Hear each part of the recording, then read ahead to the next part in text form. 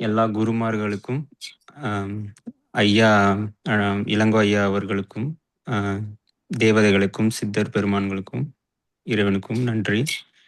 நான் எடுக்கும் வகுப்பு எல்லாருக்கும் நல்லபடியா போய் சேரணும். ஸோ இதுக்கு முன்னாடி வந்து வணக்கம் சார். ஸோ இதுக்கு முன்னாடி வந்து நம்ம என்ன பார்த்துருந்தோம்னா, எண்ணம் எப்படி உருவாகுது, மனம் எப்படி காந்தமா இருக்குது அப்படின்னு பார்த்துருந்தோம். சிலர் கேள்விகள் கூட கேட்டிருந்தாங்க, தனியா கேட்டிருந்தாங்க. அவங்களுக்கு சில எக்ஸ்ப்ளனேஷன் எல்லாம் குடுத்தேன். ஸோ அதுவும் இதுல வந்து சொன்னா இன்னும் கொஞ்சம் ஈஸியா புரியும் அப்படின்னு நான் நினைக்கிறேன். அது கவர் பண்றேன் இன்னைக்கு. அதுக்கப்புறம் வந்துட்டு கான்ஷியஸ் மைண்டுன்னா என்ன? சப்கான்ஷியஸ் மைண்டுன்னா என்ன? சூப்பர் கான்ஷியஸ் மைண்டுன்னா என்ன? அங்க என்ன நடக்குது? அப்புறம் வந்துட்டு அ அங்க எண்ணங்கள் எப்படி அங்க செயல்படுது? எப்படி நம்ம சப்கான்ஷியஸ்லேருந்து ரியாலிட்டிக்கு வருது? அப்புறம் நமக்கு உரிய என்னென்ன எண்ணங்கள், என்னென்ன எமோஷன்ஸ் இருக்கு? அந்த எமோஷன் எப்படி சப்கான்ஷியஸ் மைண்ட வந்து உட்காருது? அங்க எப்படி வேலை செய்யுது? அப்படிங்கிறத சொல்றேன். அப்புறம் கர்மா, இப்ப நம்ம அட்டெண்ட் பண்ணக்கூடிய கர்மா ஆற்றல் சிகிச்சை இந்த வகுப்பு வகுப்புக்கும் இந்த லா ஆஃப் அட்ராக்ஷன் சொல்லக்கூடிய இந்த பிரபஞ்ச ஆற்றல் விதியை பத்தி சொல்றதுக்கும் என்ன தொடர்பு இருக்கு? அப்புறம் நம்மளோட டெக்னிக்ஸை இதுல எப்படி யூஸ் பண்றது அப்படிங்கிறதெல்லாம் நான் இன்னைக்கு எக்ஸ்பிளைன் பண்ண ட்ரை பண்றேன். ஸோ ஃபர்ஸ்ட் வந்து இந்த காந்த புலன்கள் பத்தி சில டவுட் இருக்கிறதா ஒருத்தர் கேட்டிருந்தாரு. அவருக்கு நான் எக்ஸ்பிளைன் பண்ணியிருந்தேன். அதை நான் எக்ஸ்பிளைன் பண்றேன். ஃபர்ஸ்ட் வந்து நம்ம திங்க் பண்ணுவோம். இப்போ நம்ம கண்களுக்கு இந்த உலகம் தெரியுது. பல வண்ணங்கள்ல தெரியுது. அதே மாரி இந்த மிருகங்கள் எல்லாம் நெறைய இந்த உலகத்துல நெறைய மிருகங்கள், பறவைகள் எல்லாம் இருக்கு. ஆனா இந்த உலகம் அந்த அவங்களுடைய கண்களுக்கும் அதே மாரி தான் தெரியுதா அப்படின்னு பார்த்தா கிடையாது. மனிதர்கள் கண்ணுக்கு ஒரு மாரி தெரியுது. மியூட் சார் பண்றீங்களா? தயவு செஞ்சு எல்லாரும் கொஞ்சம் மியூட் பண்ணிக்கோங்க சார். ஏன்னா இடையில பேசும்போது நாய்ஸ் வந்ததுன்னா நமக்கு மத்தவங்களுக்கு கேட்க மாட்டேங்குது. நன்றி நன்றி நன்றி. ஸோ இப்போ வந்து ஸ்டில் எல்லாம்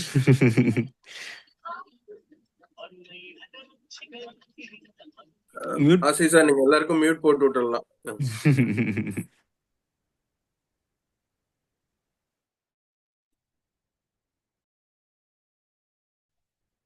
ஓகே.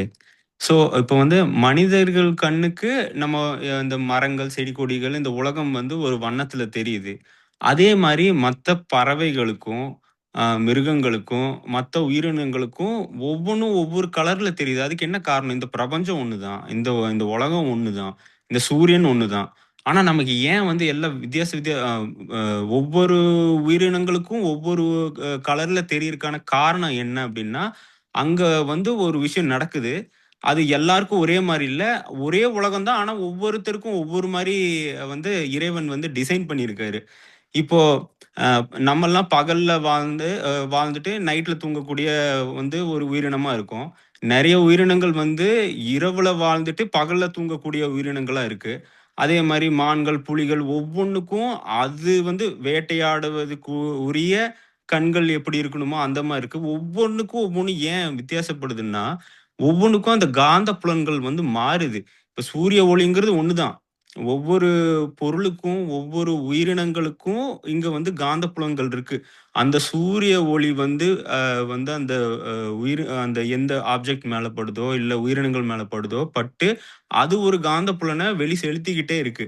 இப்ப நம்ம கண்கள்ல இருந்து போகக்கூடிய காந்தம் வந்து அந்த காந்தத்தோட இணையுது. அந்த காந்தத்தோட இணைஞ்சு அதனோட வேவ் லென்த்த எடுத்துட்டு வந்து நம்ம கண்களுக்கு உள்ள போயி, நம்ம மூளைக்குள்ள போயிட்டு, "ஓ! இது இப்படி தெரியுது." அப்படின்னு சொல்லிட்டு, நமக்கு என்ன காட்சி படணுமோ, இறைவன் வந்து அந்த வகையில நமக்கு வடிவமைச்சிருக்காரு. அதே மாரி ஒவ்வொரு மிருகங்களுக்கும், ஒவ்வொரு உயிரினங்களுக்கும் அந்தந்த காந்தம் இது வந்து மாறுது. இது வந்து எதுக்கு வந்து சொல்ல வந்தேன்னா, இது வந்து ஒவ்வொன்னுக்கும் எல்லாமே காந்தம் தான் காரணம். ஒவ்வொன்னுத்துலயும் காந்தம் தான் செயல்படுது அப்படிங்கிறதுக்காக ஒரு எக்ஸாம்பிளுக்காக சொல்ல வந்தேன். அதுக்கப்புறம் வந்துட்டு இந்த கான்ஷியஸ், சப்கான்ஷியஸ், சூப்பர் கான்ஷியஸ்க்கு போயிரலாம். இதுக்கு முன்னாடி வந்து எண்ணங்கள் உருவாகுற சொன்னேன். எண்ணங்கள் உருவானதுக்கப்புறம் எண்ணங்களுக்கு எப்படி சக்தி ஊட்டணும் அப்படின்னு சொல்லியிருந்தேன். அதுக்கப்புறம் வந்துட்டு நமக்கு உண்டாகக்கூடிய கோபம், பயம் அந்த மாரி டிஃபரண்ட் எமோஷன்ஸ கூட எப்படி நமக்கு சாதகமா பயன்படுத்திக்கலாம் அப்படிங்கிறத வந்து நான் சொல்லியிருந்தேன். எப்படின்னா, இப்போ நம்ம கோபம் வரும்போது, அந்த கோபத்துக்கு சக்தி இருக்கு. அதுதான் விண்காந்தம் வந்து அப்ப அந்த இடத்துல செயல்படுது. எப்புட்ன்னா, அது விரயமாகுது ஆக்சுவலா. நம்ம வந்து சொல்லப்போனா, நம்ம நார்மலா ஒரு மனுஷன் இருந்து ஜீவகாந்தத்தையும் செலவிடாம, அதிகமா தேவையில்லாம செலவிடாம, உடம்புக்கு தேவையான ஆற்றல மட்டும் பயன்படுத்திட்டு, இந்த விண்காந்தம் அப்டின்னா நம்ம திங்கிங் மூலியமா, நம்ம என்னென்ன எண்ணங்கள் மூலியமா வந்து டெய்லி ஏகப்பட்ட எண்ணங்கள் வருது. அதுல எமோஷன்ஸ் இருக்கு. அதுல மெயினா பார்த்தீங்கன்னா, நமக்கு அம் தேவையில்லாத எமோஷன்ஸ், கெட்ட எமோஷன்ஸ் நெறைய இருக்கனால, நம்மளோட காந்த சக்திய வந்து இழந்துகிட்டு இருக்கோம். அது இழக்கிறோம். அதுல என்ன எண்ணங்கள் இருக்கோ, அது போய் சப்கான்ஷியஸ்ல உட்காந்து நம்ம ரியாலிட்டிக்கு வருது. அதனால தான் நம்ம கஷ்டப்படுறோம். இந்த கான்செப்ட் நமக்கு புரிய மாட்டேது, தெரிய மாட்டேது. அத வந்து நமக்கு எப்படி சாதகமா பயன்படுத்தலாம்? இப்ப வந்து பெஸ்ட் பிராக்டிஸ்ன்னா, நமக்கு வந்து விரயமே ஆகக்கூடாது. அந்த லெவலுக்கு நம்ம போகணும். அது வந்து அந்த கேசியம், கிறிஸ்டல் அதெல்லாம் வந்ததுன்னா, அது தானா நடக்கும். அது எப்படி நடக்குதுங்கிறதையும் நான் வந்து முடிஞ்ச அளவுக்கு எக்ஸ்ப்ளைன் பண்றேன். இப்ப வந்து இது நடக்குது. இப்போ நம்மகிட்ட கேசியமும் கிடையாது, கிறிஸ்டலும் கிடையாது. எதுவுமே இல்ல அப்படின்னு நம்ம நெனச்சுப்போம். இப்போ என் லைஃப்ல ஏன் இதெல்லாம் நடக்குது? இத புரிஞ்சுக்கிறதுக்கு வந்து நம்ம முயற்சி பண்ணுவோம். இப்போ வந்து அ அ வாழ்க்கையில நம்ம கோவப்படுறோம், டென்ஷன் ஆகுறோம். நமக்கே தெரியாம அது கூட ஒரு எண்ணங்கள் வந்து என்ன காரணத்துக்காக கோவப்படுறோம், எதுக்காக இதாகுறோமோ, அதெல்லாம் போயிட்டு சப்கான்ஷியஸ்ல உட்காருது. அப்ப சப்கான்ஷியஸ்ல உட்கார்றது தான் நமக்கு வந்து ரியாலிட்டிக்கு வரும். நமக்கு தெரியாமயே அது நடந்துகிட்டு இருக்கு. ஸோ இது வந்து அன்றாட நம்ம வாழ்வுல இது எல்லாமே நடந்துகிட்டு இருக்கு. ஆனா நம்ம நெனைக்கிறோம், நான் நல்லது தானே நெனைக்கிறேன். ஏன் எனக்கு நல்லது நடக்க மாட்டேது? நான் யாருக்கும் தீங்குலாம் நெனைக்கலையே! அப்படின்னு சொல்லி நம்ம நம்ம நெனைக்கிறோம். நம்ம வந்து உண்மையாலுமே அத நம்புறோம். ஆனா உண்மைய எடுத்து பார்த்தோம்னா, காலையிலிருந்து நம்ம இரவு தூங்க போற வரைக்கும் நமக்கு என்னென்ன எண்ணங்கள் போச்சு? என்னென்ன அ ஜீவகாந்தத்த நம்ம வேஸ்ட் பண்ணியிருக்கோம்? எப்படியெல்லாம் அந்த இது வந்து நம்ம சப்கான்ஷியஸ்குள்ள போயிருக்கு அப்படின்னு ஒரு கணக்கெடுத்து பார்த்தோம்னா, ஈஸியா கண்டுபிடிச்சிடலாம். ஆனா, அந்த அளவுக்கு நம்ம நம்ம எண்ணங்கள உட்கார்ந்து பார்த்துக்கிட்டு இருக்கிற அளவுக்கு நமக்கு நேரம் கிடையாது. ஆக நம்ம என்ன பண்ணலாம் அப்படின்னா, இது ஒரு ஒரு சீட் கோட் மாரி, ஒரு வந்து எளிய ஒரு டெக்னிக் மாரி.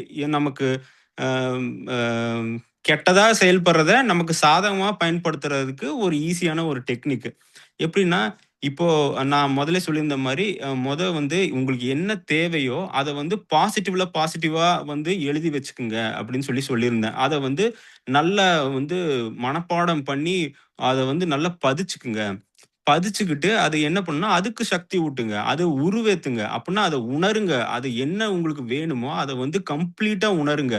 அத வந்து இந்த தருணத்துல நம்ம அந்த இடத்துல இருக்கிற மாதிரியும், அத நம்ம ஆல்ரெடி அட்டைன் பண்ணிட்ட மாதிரியும், ஆல்ரெடி நம்ம அது நம்மகிட்ட இருக்கிற மாரியும் நெனச்சுக்கிட்டு, அத வந்து உணருங்க. அது பொருளாக இருக்கட்டும், எதுவா இருக்கட்டும். அத வந்து கம்ப்ளீட்டா நீங்க உணருங்க. இத பிராக்டிஸ் பண்ணி, அத அதுக்கு வந்து உருவேத்தி ஒரு சக்தி குடுத்து வச்சுட்டீங்கன்னா, இப்ப கோபம் வருது அப்டின்னா, அந்த கோவம் வரும்போது உங்களுக்கு டக்குனு மைண்ட் வந்து தோணணும். ஓகே. இந்த நேரத்துல எனக்கு வந்து இந்த எண்ணம் வந்து சப்கான்ஷியஸ்குள்ள போகக்கூடிய தகுதிய வந்து பெற்றுரும் அப்படின்னு சொல்லிட்டு உங்களுக்கு தெரிஞ்சிரணும். ஏன்னா, அந்த இடத்துல உணர்ச்சி வசப்பட்டுருப்பீங்க. உங்க விண்காந்தம் வந்து ஆற்றல் மிகுந்து இருக்கும்.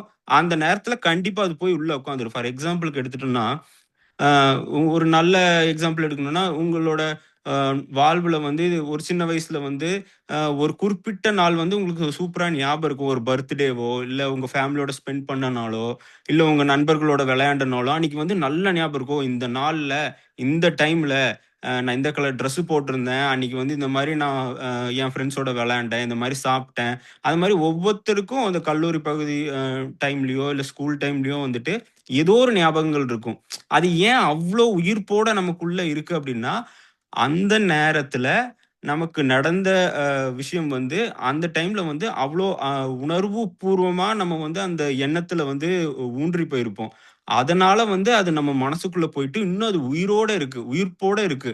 அதனால நான் எப்ப வந்து அந்த மனநிலைக்கு போனாலும், நமக்கு வந்து அது வெளில வரும். அது அது அதே சக்தியில அந்த நேரத்துல நம்ம என்ன உ ஒரு உணர்வுல இருந்தோமோ, அதே உணர்வுல, அதே உயிர்ப்போட அந்த எண்ணம் வந்து நமக்கு திருப்பி ஒரு காட்சி வடிவமா வரும். அது நல்ல எண்ணங்களா இருந்தா, அத நெனச்சு நம்ம சந்தோஷப்படுவோம். அதே வந்து ஒரு தப்பான விஷயமோ, இல்ல நமக்கு வந்து அ அ இன்பம் தர இல்லாத ஒரு விஷயமா இருந்தா, அதே மாதிரி அதுவும் அதுக்கான பலன அது குடுத்துரும். இப்போ இதுல இன்னும் கொஞ்சம் டீட்டெயிலிங் போவோம். இது வந்து கடைசியில வந்து நான் சில டெக்னிக் சொல்லுவேன். அதுக்கு வந்து இது ஹெல்ப்ஃபுல்லா இருக்கும். இப்போ எப்படி வந்து அதுக்கு பேக்கிரவுண்ட்ல என்ன நடக்குது அப்படின்னு சொல்லிட்டு, நம்ம வந்து அந்த தருணத்த வந்து பாஸ் பண்ணி நமக்கு உள்ள போய் நம்ம செக் பண்ணி பார்த்தோம் அப்படின்னா, நம்ம பியூப்பிள் இருக்கு இல்லையா? அந்த கரு விழிகளோட டைலேஷன் அப்படின்னு சொல்லுவாங்க. அப்படின்னா, அது வந்து நல்லா விரியும். அப்படின்னா ஃபோக்கஸ் ஆகும். இப்போ வந்து நம்ம சாதாரணமா ஒரு நாள்ல நெறைய விஷயங்கள் நடக்குது. அதான் எதுவுமே நமக்கு ஞாபகம் இருக்க மாட்டீது. ஆனா ஒரு சில குறிப்பிட்ட விஷயங்கள் மட்டும் ஞாபகம் இருக்கு. அதுக்கு காரணம் என்னன்னா, நம்மளுடைய மொத்த கவனமும் நம்ம செலுத்தும்போது, இப்போ வந்து உங்களுக்கு புடிச்சவங்களோட பேசும்போதோ, இல்ல புடிச்ச டீச்சர் பாடம் எடுக்கும்போதோ, இல்ல உங்களுக்கு புடிச்ச விஷயங்கள பத்தி பேசும்போதோ வந்து, நம்ம மனசுல மட்டும் இல்ல, நம்ம ஆன்மாலருந்து கவனிக்க ஆரம்பிச்சுருவோம். அது எப்படி நடக்கும்னா, அப்போ வந்து உங்க பியூப்பிள் வந்து டைலேட் ஆகும். விரியும். கண்கள் விரியும். கண்கள் விரியும்போது என்ன ஆகும்னா, அந்த நேரத்துல ஃபோக்கஸ் பயங்கரமா குவியும். குவியும்போது அத அப்படியே நீங்க ஈர்த்து வச்சுப்பீங்க. அந்த அந்த தருணத்த அங்க என்ன நடக்குதோ, அத அப்படியே ஈர்த்து வச்சுப்போம். அப்ப என்ன ஆகும்னா, உங்களுக்கு ஃபோக்கஸ் அதிகமா இருக்கும். உங்களுக்கு உங்க அந்த டைம்ல உங்க தாட் வந்து உங்க உங்க மைண்டுக்குள்ள எந்த தாட்ஸும் இருக்காது. எந்த எண்ணங்களும் ஓடாது. அது வந்து நீங்களும் அந்த தருணமும் ஒண்ணா ஆன மாரி ஆயிடும். அப்படி ஆகும்போது என்ன ஆகும்னா, அங்க என்ன நடக்குது? அங்க டீட்டெயிலிங்கு, அ அங்க என்ன கலர் ட்ரெஸ் போட்டிருந்தாங்க, என்ன விஷயத்த சொன்னாங்க, எல்லாமே பதிவாகும். அப்போ வந்து அதுதான் என்ன ஆகும்னா, உங்க பியூப்பிள் வந்து டைலேட் ஆகும். விரியும். விரிஞ்சு அது எல்லா மொத்த கவனத்தையும் நீங்க அதுல செலுத்தி, அத வந்து எடுத்து வச்சுப்பீங்க. இப்படிதான் வந்து ஒரு விஷயம் நம்ம மைண்டுக்குள்ள ஆழமா பதியும்போது, இது வந்து தானா நடக்கும். ஆனா இதுல வந்து நம்ம கவனிக்க மாட்டோம். பட் இது நடக்கும். இத நீங்க மெடிடேஷன் பண்ண, அம் நீங்க இதெல்லாம் பண்ணும்போது, இந்த விஷயங்கள் எல்லாம் நீங்களே உங்கள உணர்றதுக்கான வாய்ப்பு வந்து உருவாகும். அ இது ஒண்ணு நடக்கும். அதுக்கப்புறம் இன்னொன்னு நடக்கும். இந்த மூச்சாகப்பட்டது 3 வகையில இதாகும். ரேசகம், கும்பகம், பூரகம் அப்படின்னு சொல்லிட்டு 3 விஷயங்கள் வந்து நமக்கு எப்பவுமே நடந்துகிட்டே இருக்கு. இப்போ நம்ம மனசுல ஆழமா பதியக்கூடிய நேரத்துல நம்ம மூச்சு வந்து உள்ள கும்பகம் பண்ணிருவோம். நமக்கே தெரியாது அது. அ இதுக்கு நல்ல எக்ஸாம்பிள் இருக்கு. கெட்ட எக்ஸாம்பிள்ஸ் இருக்கு. ஐ மீன் கெட்ட விஷயங்கள் நடந்ததும் அப்படிதான் நடக்கும். நல்ல விஷயங்கள் நடக்கும்போது அப்படிதான் நடக்கும். இப்ப நீங்க ஏதோ ஒரு நல்ல விஷயங்கள் நடக்குது. ஏதோ ஒண்ணு நீங்க பார்த்து எக்ஸைட் ஆறீங்க. அப்போ வந்து என்ன ஆகும்னா, உங்க மூச்சு வந்து இழுத்து அடங்கிரும். அப்படியே அந்த நேரத்துல உங்க மூச்சு வந்து ஹோல்ட் ஆயிரும். அப்புறம் ஹோல்ட் ஆனதுக்கப்புறம் உங்களுக்கு அது வந்து அந்த நேரத்துல ஞாபகம் இருக்காது. அதுவும் வந்து நீங்க கூர்ந்து அந்த நேரத்துல கூட உங்கள வந்து நீங்க வாட்ச் பண்ற அளவுக்கு உங்களோட மெடிடேஷன் பவர், கேப்பபிலிட்டி உங்க கான்ஷியஸ்னஸ் இருந்ததுன்னா, அதையும் பார்க்க முடியும். ஆனா, என்ன பேக்கிரவுண்ட்ல நடக்குது அப்படிங்கிறத நான் சொல்றேன். இது நடக்கும். உள்ள வந்து நீங்க ஹோல்ட் பண்ணி வச்சுப்பீங்க. ஃபார் எக்ஸாம்பிள் சொல்லணும்னா, இப்ப யாராவது ஏதோ ஒரு விஷயத்துக்கு ஷாக் ஆயிட்டாங்கன்னா, ஃபர்ஸ்ட் வந்து "மூச்சு விடு, மூச்சு விடு, மூச்சு விடு" அப்படின்னு தான் சொல்லுவாங்க. ஏன்னா, அந்த நேரத்துல வந்து நம்ம மூச்ச அடக்கிருவோம். கும்பகம் பண்ணிட்டு, அது அப்படியே பதிஞ்சிரும். அது ஷாக்ல அப்படியே இதாயிடுவாங்க. அப்புறம் வந்து "மூச்சு விடு, மூச்சு விடு, மூச்சு விடுன்னு" சொன்னதுக்கு அப்புறம் தான் அவங்க மூச்சு விடுவாங்க. அதே மாரி சந்தோஷமா இருக்கும்போதும் அது நடக்கும். அ உங்களுக்கு ஏதோ அதிர்ச்சிகரமான விஷயங்கள் நடக்கும்போது நடக்கும். ஸோ இதெல்லாம் வந்து குட்டி, குட்டி கான்செப்ட் டிப்ஸ் உள்ளுக்குள்ள எப்படி அது நடக்குது? எப்படி போய் அது ஸ்டோர் ஆகுது? அப்படிங்கிறதெல்லாம். எப்படி சப்கான்ஷியஸ்குள்ள நம்ம அது அந்த தாட்ஸ் வந்து நமக்கே தெரியாம எப்படி நம்ம உள்ள கொண்டு போறோம் அப்படிங்கிறதெல்லாம், இதெல்லாம் நடக்குது அப்படிங்கிறதுக்காக ஒரு ஐடியா குடுக்குறேன். பட் இதெல்லாம் டெக்னிக்ஸ்ல வந்து பின்னாடி யூஸ் பண்ணும்போது ஹெல்ப்ஃபுல்லா இருக்கும். நான் எத பத்தி இப்ப சொல்லிட்டு இருந்தேன்னா, இப்போ வந்து அம் இப்போ நமக்கு சாதகம் இல்லாத எமோஷன்ஸ் டெய்லி வருது. அதுக்கு எப்படி நமக்கு சாதகமா மாத்திக்கிறதுன்னா, நான் முதலே சொன்ன மாரி, அ மொத உங்களுக்கு என்ன வேணுமோ, அத வந்து பாசிட்டிவான ஒரு வார்த்தைகளா எழுதி வச்சுக்குங்க. அதுக்கு உருவேத்துங்க. அத வந்து ஃபீல் பண்ணுங்க. அந்த தருணத்துல இந்த தருணத்துல அது இருக்கிற மாரி நெனச்சுக்குங்க. அத நீங்க செஞ்சு பழகிட்டீங்கன்னா, உங்களுக்கு என்ன எமோஷன் வருதோ, அந்த டைம்ல அத நெனச்சுக்கணும். ஓவர் ரைட் பண்றோம். நம்ம வந்து பேசிக்கலா வந்து ஒரு கெட்ட எண்ணம் போய் ஒரு இடத்துல பதியறத, நம்ம ஓவர் ரைட் பண்ணி, நம்ம இந்த எண்ணத்த பதிக்க ஆரம்பிக்கிறோம். அந்த மாரி கோபம் வரும்போது, எக்ஸைட் ஆகும்போது, சந்தோஷமா இருக்கும்போது, எப்பல்லாம் நீங்க ஒரு உணர்வு நிலையில இருக்கீங்களோ, உணர்ச்சி பெருக்கத்துல இருக்கீங்களோ, அந்த நேரத்தை எல்லாம் பயன்படுத்துங்க. அந்த நேரத்துல எல்லாம் இந்த எண்ணத்த அதுல கலந்து விடுங்க. கலந்து உங்களுக்கு தேவையானத வந்து நீங்க அத பண்ணுங்க. அப்படி பண்ணும்போது என்ன ஆகும்னா, ஈஸியா சப்கான்ஷியஸ்குள்ள போயிடும். இன்னும் சப்கான்ஷியஸ்குள்ள கொண்டு போறதுக்கு நெறைய டெக்னிக்ஸ், மெத்தட்ஸ் இருக்கு. இது வந்து டெய்லியுமே நமக்குள்ள நடந்துட்டு இருக்குது. ஆனா, அது தப்பா நடந்துட்டு இருக்கு. அத நமக்கு வந்து சாதகமா பயன்படுத்திக்க நம்ம இந்த மாரி டெக்னிக்க பயன்படுத்தலாம். அதுக்கு முன்னாடி வந்துட்டு கான்ஷியஸ் மைண்ட்னா என்ன? சப்கான்ஷியஸ் மைண்ட்னா என்ன? சூப்பர் கான்ஷியஸ் மைண்ட் என்னன்னா, சிம்பிளா பார்த்துருவோம். அது ரொம்ப ஓவர் டீட்டெயில்டிங்கா போக தேவையில்ல. சிம்பிளா பார்த்துருவோம். அத பத்தி புரிஞ்சுக்கிட்டோம்னா, "ஓ! இங்க இதான் நடக்குதா?" அப்படின்னு சொல்லி புரிஞ்சுக்கிட்டோம் அப்படின்னா, நம்ம மத்த கான்செப்ட்ட புரிஞ்சுக்கிறதுக்கு வந்து நல்லா ஹெல்ப்ஃபுல்லா இருக்கும்.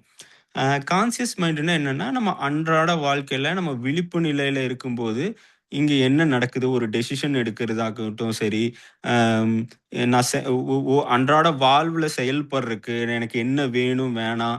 அதுக்கப்புறம் இந்த உடல் தேவைகள பூர்த்தி பண்ணிக்கிறக்கு, நம்ம சுத்தி இருக்கிற நிகழ்வுகள கவனிக்கிறக்கு, இந்த மாரியான விஷயங்கள் எல்லாம் செய்யறக்கு வந்து கான்ஷியஸ் மைண்ட் வந்து உதவுது. கான்ஷியஸ் மைண்ட்ல ஏற்கனவே சொன்ன மாரி நமக்கு ஏகப்பட்ட எண்ணங்கள் உருவாகும், தோன்றும், மறையும். அது வந்து எல்லாத்துக்கும் இம்பார்ட்டன்ஸ் குடுக்கணும்னு அவசியம் கிடையாது. ஆனா நம்ம என்ன பண்றோம்னா, நமக்கே தெரியாம நமக்கு வந்து ஏன்னா நமக்கு தெரியல. நம்ம எது அ எவ்வளோ எண்ணங்கள் வருது, அது எதுக்கு இம்பார்ட்டன்ஸ் குடுக்கணும், குடுக்கக்கூடாதுன்னு நம்ம இன்னும் அந்த நிலைமைக்கு போல அவ்வளோதான். அது அந்த நிலைக்கு போனோம் அப்டின்னா, நம்மளும் வந்து அத ஈஸியா ஹேண்டில் பண்ணலாம். அந்த நிலைக்கு போணும்னா, மெயினா மெடிடேஷன் பண்ணா போலாம். இல்லன்னா இயற்கையிலேயே போகணும்னா, அன்பு வந்து நேச்சுரலா நமக்கு பெருகிருச்சுன்னா, அந்த நிலைக்கெல்லாம் போக முடியும். எந்த எண்ணத்த எடுக்கணும், எந்த எண்ணத்த விடணுங்கிற நிலைமைக்கு போலாம். பட் நம்ம நார்மலா இருக்கிறோம். நமக்கு அந்த அளவுக்கெல்லாம் இன்னும் போகல. அதுக்கு நம்ம முயற்சித்துட்டு இருக்கோம் அப்டின்னா, நம்ம வந்து ஓகே எண்ணங்கள் வரது வரட்டும். ஆக நம்ம வந்து என்ன பண்ணிக்கணும்னா, நமக்கு தேவையான எண்ணங்கள அதிகப்படுத்திக்கணும். அதுக்கான சூழல வந்து நம்ம வளர்த்துக்கணும். அதுக்கு நான் டெக்னிக்ஸ் சொல்றேன் பின்னாடி. அது எப்படி வளர்த்துக்கிறது? அது எப்படி அந்த சூழல வந்து நம்ம அதிகப்படுத்துறது? அப்படிங்கிறத நான் சொல்றேன். முடிஞ்ச அளவுக்கு நம்ம அதுக்கான நமக்கு என்ன தேவையோ, நம்ம வாழ்வுக்கு என்ன தேவையோ, அதுக்கான சூழல அதிகப்படுத்திட்டோம்னா, அந்த எண்ணங்கள் வந்து அதிகமா நமக்கே தெரிஞ்சோ, தெரியாமயோ சப்கான்ஷியஸ்க்குள்ள போகும். ஸோ கான்ஷியஸ் மைண்டுங்கிறது இதுதான். இந்த கான்ஷியஸ் மைண்ட் வந்து எப்போ வந்து நமக்கு பேக் ஃபயர் ஆகும். எப்போ வந்து நம்மளுக்கு வந்து சாதகமா இல்லாம போகும் அப்டின்னா, நம்ம ஒரு ரொட்டீன்க்குள்ள மாட்டும்போது வந்து நமக்கு வந்து மெக்கானிக்கலா மாறும்போது, நமக்கு அந்த மைண்ட் வந்து போர் ஆயிரும். அரைச்ச மாவையே திரும்ப திரும்ப அரைச்சுக்கிட்டு ஒரே விஷயத்த திரும்ப திரும்ப பண்ணும்போது என்ன ஆகும்னா, அந்த மைண்ட் போர் ஆயிரும். என்னடா இது எப்ப பாரு இதே மாதிரியா? இந்த சில காமெடிலலாம் வரும். "டெய்லியும் தோசையா? டேய் முடியலடா" அப்படிங்கிற மாரி சொல்லுவாங்க இல்லையா? அந்த மாரி டெய்லியும் ஒன்னையே செஞ்சுகிட்டு இருந்தோம்னா போர் அடிக்கும். இப்போ வந்து காலையில எந்திரிக்கிறோம், வேலைக்கு போறோம், அதே வழியில போவோம், அதே விஷயத்த திரும்ப திரும்ப திரும்ப திரும்ப திரும்ப திரும்ப பண்ணும்போது என்ன ஆகும்னா, மைண்ட் போர் ஆயிரும். அதுக்கான எனர்ஜி எல்லாம் போயிடும். அதுக்காக வந்து கான்ஷியஸ் மைண்ட உயிர்ப்போட வச்சுக்கிறதுக்கு என்ன சொல்லுவாங்கன்னா, டிராவல் வந்து இருக்கிறதுலயே பெஸ்ட் அப்படின்னு சொல்லுவாங்க. ஏன் டிராவல் பெஸ்ட் அப்படின்னா, உங்களோட இருக்கிற 5 புலன்களும் நீங்க டிராவல் பண்ணும்போது கான்ஷியஸ் நிலையிலேயே இருக்கும். நமக்கு எண்ணங்கள் உருவாகுறத விட, ஆஹா! கண்களுக்கு வந்து புது விஷயங்கள பார்க்கும். ஓ! இப்படிலாம் இருக்கா, இப்படிலாம் இருக்கா அப்படின்னு சொல்லிட்டு, அது வந்து அ பிரசன்ட்லயே இருக்கும். இப்போ இந்த உயிர்ப்பு நிலையில இந்த தருணத்திலேயே இருக்கும். புது விஷயங்கள வந்து உள்வாங்கிக்கிட்டு இருக்கும். நமக்கு வந்து பழைய விஷயங்கள அசை போட்டுக்கிட்டு இருக்காது. இப்ப ரொட்டீன் பண்ணும்போது என்ன ஆகும்னா, நீங்க கார் ஓட்டுறீங்களோ, பைக் ஓட்டுறீங்களோ, நீங்க டெய்லி போய் என்ன ஆகும்னா, சப்கான்ஷியஸ்ல பதிஞ்சிரும். நீங்க வண்டி ஓட்டுறதே உங்களுக்கு ஞாபகம் இருக்காது. நீங்க வண்டியில ஏறுன மாரி இருக்கும். எப்போ போனீங்க, எப்போ வீட்டுக்கு போனீங்கன்னு கூட ஞாபகம் இருக்காது. ஏன்னா, சப்கான்ஷியஸ்ல இருந்து அது செயல்பட்டுக்கிட்டு இருக்கு. அப்போ வந்து நீங்க பழைய எண்ணங்கள அசை போட ஆரம்பிச்சுருவீங்க. த அ இந்த பிரசன்ட்ல இருக்க மாட்டீங்க. ஸோ டிராவல் பண்ணும்போது என்ன ஆகும்னா, புது விஷயங்கள பார்ப்பீங்க. புது எ உங்களுக்கு எண்ணங்கள் வராது. அந்த விஷயங்கள உள்வாங்கிக்கிட்டு இருக்கிற தருணத்தில இருக்கும்போது, நீங்க வந்து பிரசன்ட்ல இருப்பீங்க. அப்போ வந்து கான்ஷியஸ் மைண்ட் வந்து ரிஃப்ரெஷ் ஆகும். அது கண்களுக்கு மட்டும் இல்ல, உடல்ல இருக்கிற அனைத்துக்கும். புது உணவுகள் சாப்பிடுவீங்க, புது காட்சிகள பார்ப்பீங்க, புது காற்ற சுவாசிப்பீங்க. எல்லாமே புதுசா இருக்கிறனால, டிராவல் வந்து ஒரு கான்ஷியஸ் மைண்டுக்கு ரிஃப்ரெஷிங் இத வந்து குடுக்கும். இது போக மத்தது இருக்கு. பாட்டு கேட்கறது, டான்ஸ் ஆடுறது, உங்க மனதுக்கு எது வந்து ஒரு சந்தோஷத்த குடுக்குமோ, அதையும் நீங்க பண்ணலாம். பட் பெஸ்ட் வந்து எனக்கு தெரிஞ்சு டிராவலிங் வந்து பெஸ்ட்டானது. உங்க 5 புலன்களுக்கும் வந்துட்டு ஒரு ரிஃப்ரெஷிங்க குடுக்கும். இது கான்ஷியஸ் மைண்ட். சப்கான்ஷியஸ் மைண்டுங்கிறது நான் ஏற்கனவே நெறைய எக்ஸ்ப்ளைன் பண்ணேன். அது வந்து ஏகப்பட்ட லேயர்ஸ் இருக்கும். அந்த லேயர்ஸ் வந்து அதுக்குள்ள தான் வந்துட்டு நம்ம பூர்வ ஜென்ம பதிவுகள் இருக்கும். இந்த ஜென்மத்தில பிறந்ததிலிருந்து இந்த தருணம் வரைக்கும் இருக்கக்கூடிய அனைத்து பதிவுகளும் இருக்கும். அது அதுக்கப்புறம் நம்ம எண்ணங்கள் மூலியமா எப்படி வந்து அது உள்ள பதிஞ்சு நல்ல எண்ணங்கள், தீய எண்ணங்கள் அது எல்லாம் உள்ள எல்லாமே புரோகிராமேட்டிக்கா அப்ப நம்ம திரும்ப, திரும்ப, திரும்ப, திரும்ப பண்ணக்கூடிய விஷயங்கள் வந்து புரோகிராமேட்டிக்கா வந்துட்டு, அதுல வந்து ஒரு பேட்டர்ன்ஸா இருக்கும். நமக்கு வந்து நமக்கே தெரியும். நம்ம வந்து ஒரு பேட்டர்னா ஒரு விஷயத்த பண்ணுவோம். ஃபார் எக்ஸாம்பிள் நம்ம டிவி பார்த்துட்டு ஏதோ ஒண்ணு பண்றோம். இல்லன்னா நம்ம சாப்பிட்டதுக்கு அப்புறம் உடனே ஒண்ணு பண்ணுவோம். அதெல்லாம் பேட்டர்ன்ஸ். நம்ம ரொட்டீனா செஞ்சு, செஞ்சு ஒரு பேட்டர்ன்ஸ வந்து செஞ்சு வச்சிருப்போம். அந்த பேட்டர்ன்ஸ் வந்து நமக்கே தெரியாது. நம்ம ஏன் இத பண்றோம்னே தெரியாம செய்வோம். ஏன்னா, அந்த பேட்டர்ன்ஸ் எல்லாம் நம்ம உருவாக்கி வச்சிருக்கோம். சின்னதுலேருந்து செஞ்சு, செஞ்சு உருவாக்கி வச்சிருக்கோம். இது எல்லாம் சப்கான்ஷியஸ்குள்ள இருக்கும். இந்த சப்கான்ஷியஸ வந்து கிளீன் பண்ணணும், கிளென்ஸ் பண்ணணும், இல்ல இத சரி பண்ணணும், இல்ல நமக்கு ஏத்த மாரி செயல்பட வைக்கணும் அப்டின்னா, அதுக்கும் சில நெறைய வழிகள் எல்லாம் இருக்கு. அ அதுல தான் வந்து ஐயா சொல்லக்கூடிய அவர் வந்து திரிசூல கான்செப்ட் சொன்னார் இல்லையா? அத வந்து நம்ம எனக்கு தெரிஞ்ச அளவுக்கு நான் எக்ஸ்ப்ளைன் பண்றேன். அதுவும் ஹெல்ப் பண்ணும். அதுல இருக்கிற ஒரு டெக்னிக் வந்து இந்த சப்கான்ஷியஸ் மைண்ட அது கிளீன் பண்ணும். இத நான் சப்கான்ஷியஸ எக்ஸ்ப்ளைன் பண்ணிட்டு, அது நான் திரிசூலம் இது வந்து எப்படி அது நமக்கு எப்படி அ பிராக்டிகலா செயல்படுது அப்படிங்கிறத சொல்றேன். இப்போ சப்கான்ஷியஸ்ல வந்து இருக்கிறத வந்து எய்தர் மெடிடேஷன் பண்ணீங்க அப்படின்னா, உங்களுக்கு சப்கான்ஷியஸ்க்குள்ள இருக்கிற எண்ணங்கள் வந்து கொஞ்சம் கொஞ்சமா வெளில வரும். இப்போ மெடிடேஷனே பண்ணாத ஒருத்தர் வந்து புதுசா மெடிடேஷன் பண்ணும்போது, செம கஷ்டமா இருக்கும். கண்டிப்பா கஷ்டமா தான் இருக்கணும். ஏன்னா, அ உள்ளே அடக்கி வச்சிருந்த அந்த குப்பைய டேம் தெறந்து விட்ட மாரி குபீல்னு மேல வரும் அது. வந்து அடிக்கும். ஐயோ! பைத்தியம் பிடிக்கிற மாரி இருக்கு அப்படிங்கிற மாரி தோணும். ஏன்னா, இவ்ளோ நாள் குப்பைய கிளீனே பண்ணல. அதுக்கு வடிகாலுக்கான ஒரு ஒரு ஒரு வழிமுறையே நம்மகிட்ட இல்ல. எ ஏதோ ஒரு வகையில அத வந்து அதுக்கு ஒரு வடிகால வந்து ஏற்படுத்தணும். நம்ம என்ன பண்ணுவோம், டைவர்ட் பண்ணுவோம். அ இப்போ ஏதோ ஒரு கஷ்டமா இருக்கு அப்டின்னா, யார்கிட்டயாவது பேசுவோம். இல்லன்னா டிவி பார்ப்போம். ஏதோ ஒண்ணு பண்ணி டைவர்ட் பண்ணி அத டம்ப் பண்ணி உள்ள வந்து போட்டு அடைச்சு வச்சிருப்போம். அதனால ஃபர்ஸ்ட்டு வந்து மெடிடேஷன் பண்றாங்க அப்டின்னா, கண்டிப்பா கஷ்டமா தான் இருக்கும். அதுக்குன்னு நெறைய வகைகள் இருக்கு. நம்ம எடுத்த உடனே உட்கார்ந்து தியானம் தான் பண்ணணும் அப்படிங்கிறது அவசியம் கிடையாது. அதுக்கு சில டெக்னிக்ஸ் எல்லாம் இருக்கு. சும்மா மூச்ச கவனிக்கிறது. மூச்ச கவனிக்கிறதுனா உட்கார்ந்து கூட இல்ல. நீங்க நடக்கும்போது, படுத்துட்டு இருக்கும்போது, பஸ்ல போம்போது, மாரி சும்மா மூச்ச கவனிக்கிறது. இல்ல நடக்கும்போது இந்த வாக்கிங் மெடிடேஷன் எல்லாம் இருக்கு. ஸோ அந்த மாரி டிஃபரெண்டான மெடிடேஷன்ஸ் இருக்கு. நம்ம அதுல வந்து லயப்படுத்தி, அதுல கொஞ்சம் கொஞ்சமா டியூன் ஆயி, அதுக்கப்புறம் உட்கார்ற நெலைமைக்கு நம்ம கொண்டு வரணும். அதுக்கப்புறம் மெடிடேஷன் பண்ணீங்கன்னா, உங்களுக்கு வந்து கீழ இருக்கிற எண்ணங்கள் எல்லாம் மேலெழுந்து வரும். அந்த மேலெழுந்து வரம்போது, அப்போ அதுக்கு உயிரோட இருக்கும். உயிர்ப்போட இருக்கும். இப்போ நல்ல விஷயங்கள் வந்தாலும், அதுக்கு வந்து உயிர்ப்போட வரும். ஆனா, நம்ம திருப்பி அதே அத அத வந்து அந்த எண்ணத்த பற்றிட்டோம்னா என்ன ஆகும்னா, திருப்பி அதே இடத்துக்கு எடுத்துட்டு போகும். அதுக்கான பலன்கள் எல்லாம் திரும்ப குடுக்க ஆரம்பிக்கும். நம்ம என்ன பண்ணணும், வெறும் வாட்ச் மட்டும் பண்ணணும். அந்த எண்ணங்கள் உயிர்ப்போட எழுந்து வரும்போது, வாட்ச் மட்டும் பண்ணிட்டே இருக்கும்போது என்ன ஆகும்னா, அந்த அலை வந்து தோன்றி மறையும். அப்போ வந்து நீங்க அத வாட்ச் பண்ண என்ன ஆகும்னா, அதுக்கான சக்திய இழந்துரும். அந்த மெமரி இருக்கும். இது நடந்தது அப்படிங்கிற மெமரி இருக்கும். அதுக்கான வலிகள் போயிரும். ஏன் வலி போகுது அப்படின்னா, அந்த நேரத்துல அப்ப நீங்க ஏதோ ஒரு கஷ்டப்பட்டுருந்தீங்க அப்படின்னா, அந்த எண்ணத்த வெறும் எண்ணமா மட்டும் நீங்க பார்க்கும்போது, அத நீங்க வந்து இதுக்கு முன்னாடி என்ன பண்ணீங்க, ஒரு எண்ணத்துக்கு வலுவூட்டி, அதுக்கப்புறம் உள்ள கொண்டு வந்து எமோஷன கலந்து உள்ள கொண்டு வந்து போட்டீங்க. இது வந்து ரிவர்ஸ் ப்ராசஸ். அது வந்து எமோஷனோட ஒரு எண்ணம் வருது. அத நான் வெறும் எண்ணமா மட்டும் பார்க்குறேன் அப்படின்னு சொல்லிட்டு, இது ஒரு ஒரு எண்ணம் மட்டும் தான் இது அப்படின்னு சொல்லி நீங்க பார்க்கும்போது, அந்த எண்ணத்துல இருந்து அதுக்கு அந்த எமோஷனுக்கான வலுவ வந்து நம்ம இழக்க வைக்கிறோம். அந்த இழக்க வைக்கும்போது அது வெறும் எண்ணமா, ஒரு மெமரியா மட்டும் நம்ம மைண்டுக்குள்ள இருக்கும். அது வந்து அந்த உயிர்ப்போட அது அது நம்ம மனசுல எவ்வளோ சேதாரம் பண்ணிட்டு இருக்கோ, அது வந்து விட்டு விலகும். இப்போ நெறைய பேர் இந்த அம் டிப்ரஷன்லாம் போறது என்னன்னா, இப்போ எப்படி அது நடக்கும் அப்படின்னா மனசுல, ஒரு ஒரு நமக்கு அ பிடிக்காத ஏதோ ஒண்ணு நடந்துருது அப்படின்னா, அது ஒரு டைம் தான் நடக்குது லைஃப்ல. ஆனா நம்ம அத கோடி முறை வந்து ரிப்பீட் பண்றோம். அதே இன்டென்சிட்டியோட ரிப்பீட் பண்ணும்போது, ஒரு சின்ன குழி வந்து அ தோண்டும்.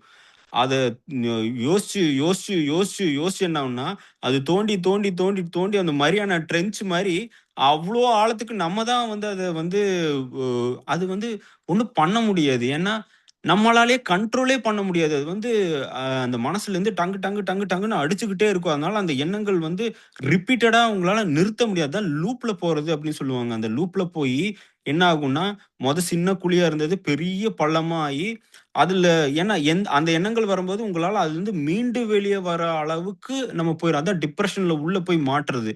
அத வந்து நிறுத்தறக்கு வந்து அ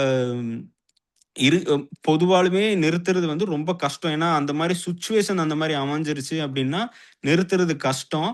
ஆனா, இந்த மெடிடேஷன்லாம் பண்ணோம்னா, நம்ம வந்து அதுலேருந்து ஓகே நம்ம வந்து இந்த தப்பு பண்ணிக்கிட்டு இருக்கோம். நம்மள நம்மளே டேமேஜ் பண்றோம்னு சொல்லிட்டு வெளில வரக்கான ஒரு அறிவு வந்து செயல்படும். ஆனா, அந்த அளவுக்கு நம்மளால முடியல அப்டின்னா, நான் பெர்சனலா ட்ரை பண்ணும்போது மலர் மருத்துவம் வந்து ஆக்சுவலா ஹெல்ப் பண்ணுச்சு.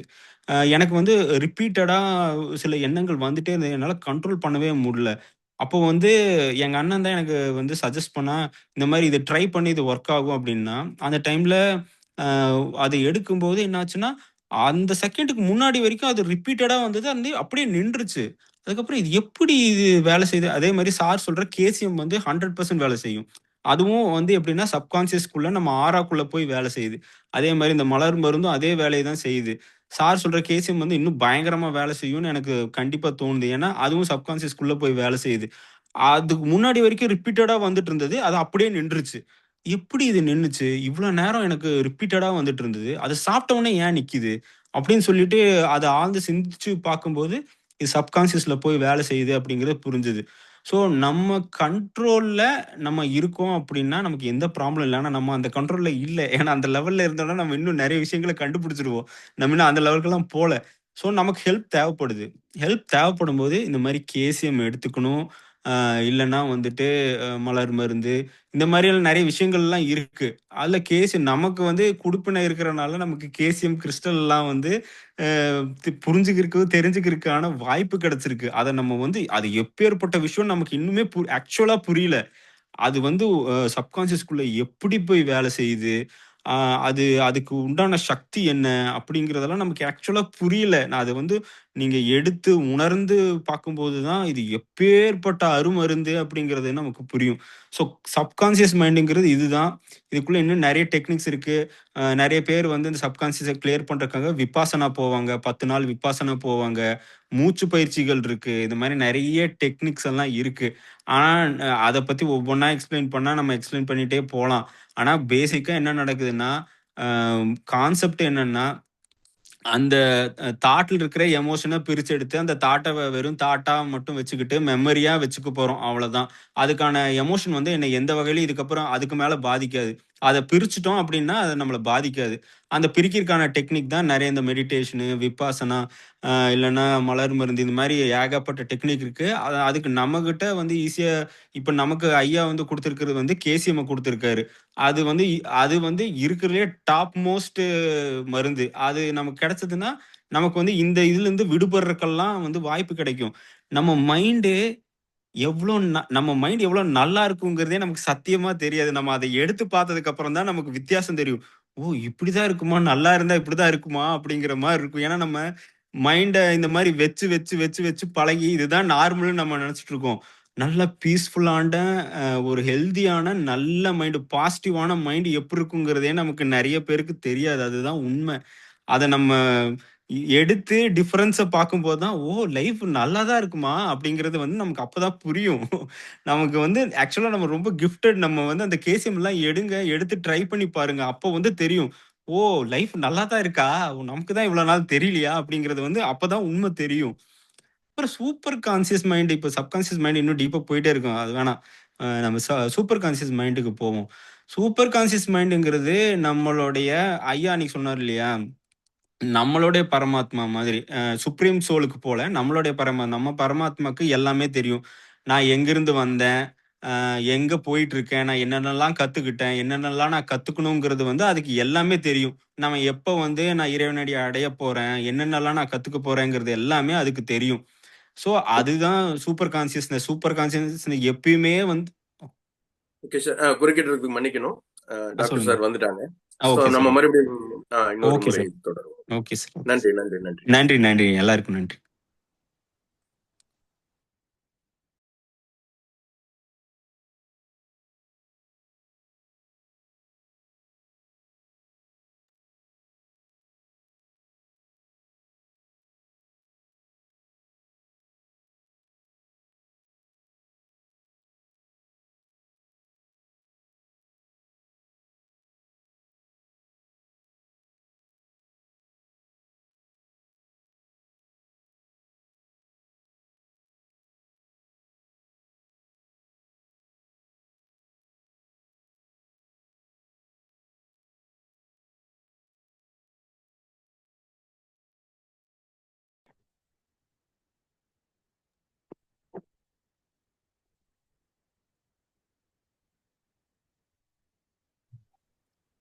ஐயா.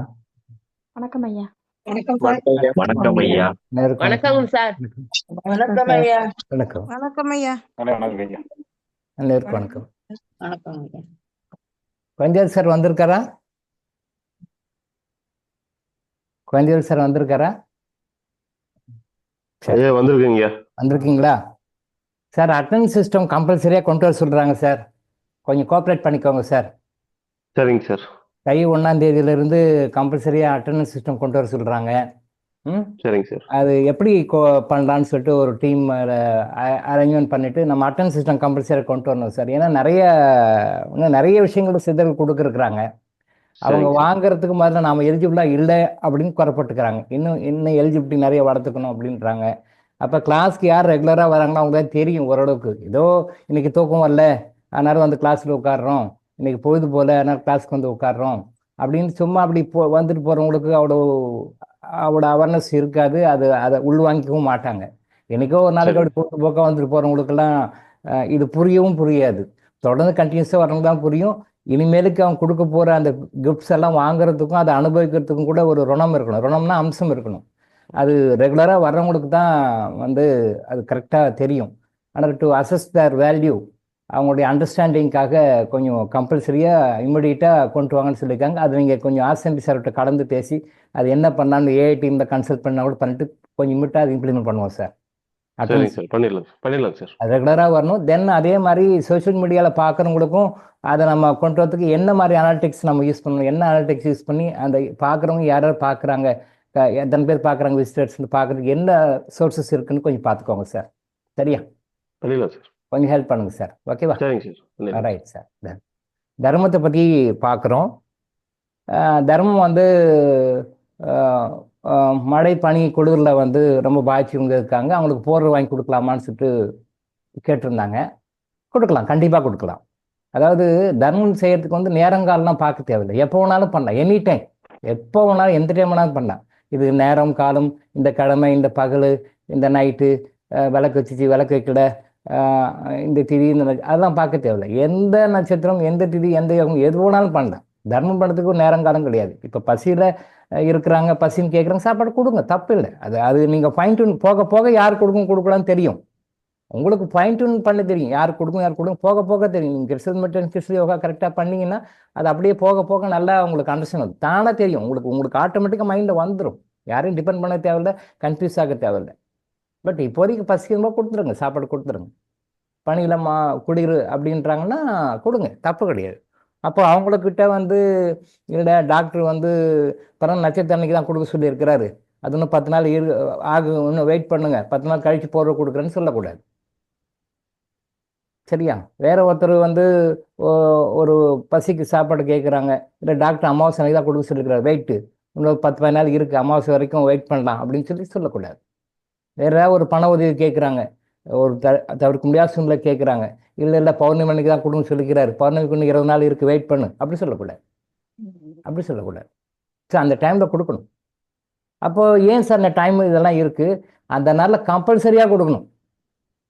மற்ற நாளில் கேட்கும்போது கொடுத்துட்றீங்க, கேட்காமலையும் கொடுக்குறீங்க. கேட்டு கொடுக்குறது தானம், கேட்காம கொடுக்குறது தர்மம். அது எப்போனாலும் பண்ணலாம்.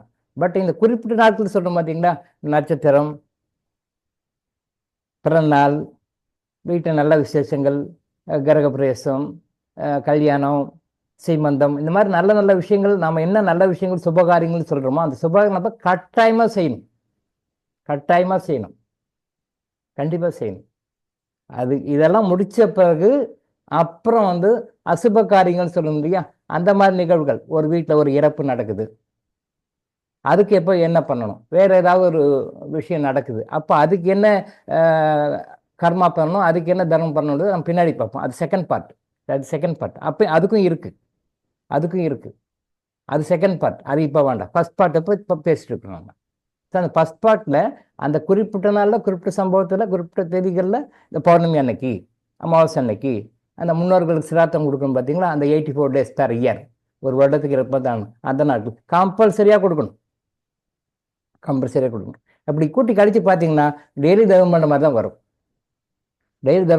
வரும். நம்ம டெய்லி பணம் சம்பாதிக்கிறோம் இல்லையா, டெய்லி சம்பாதிக்கிறோம்.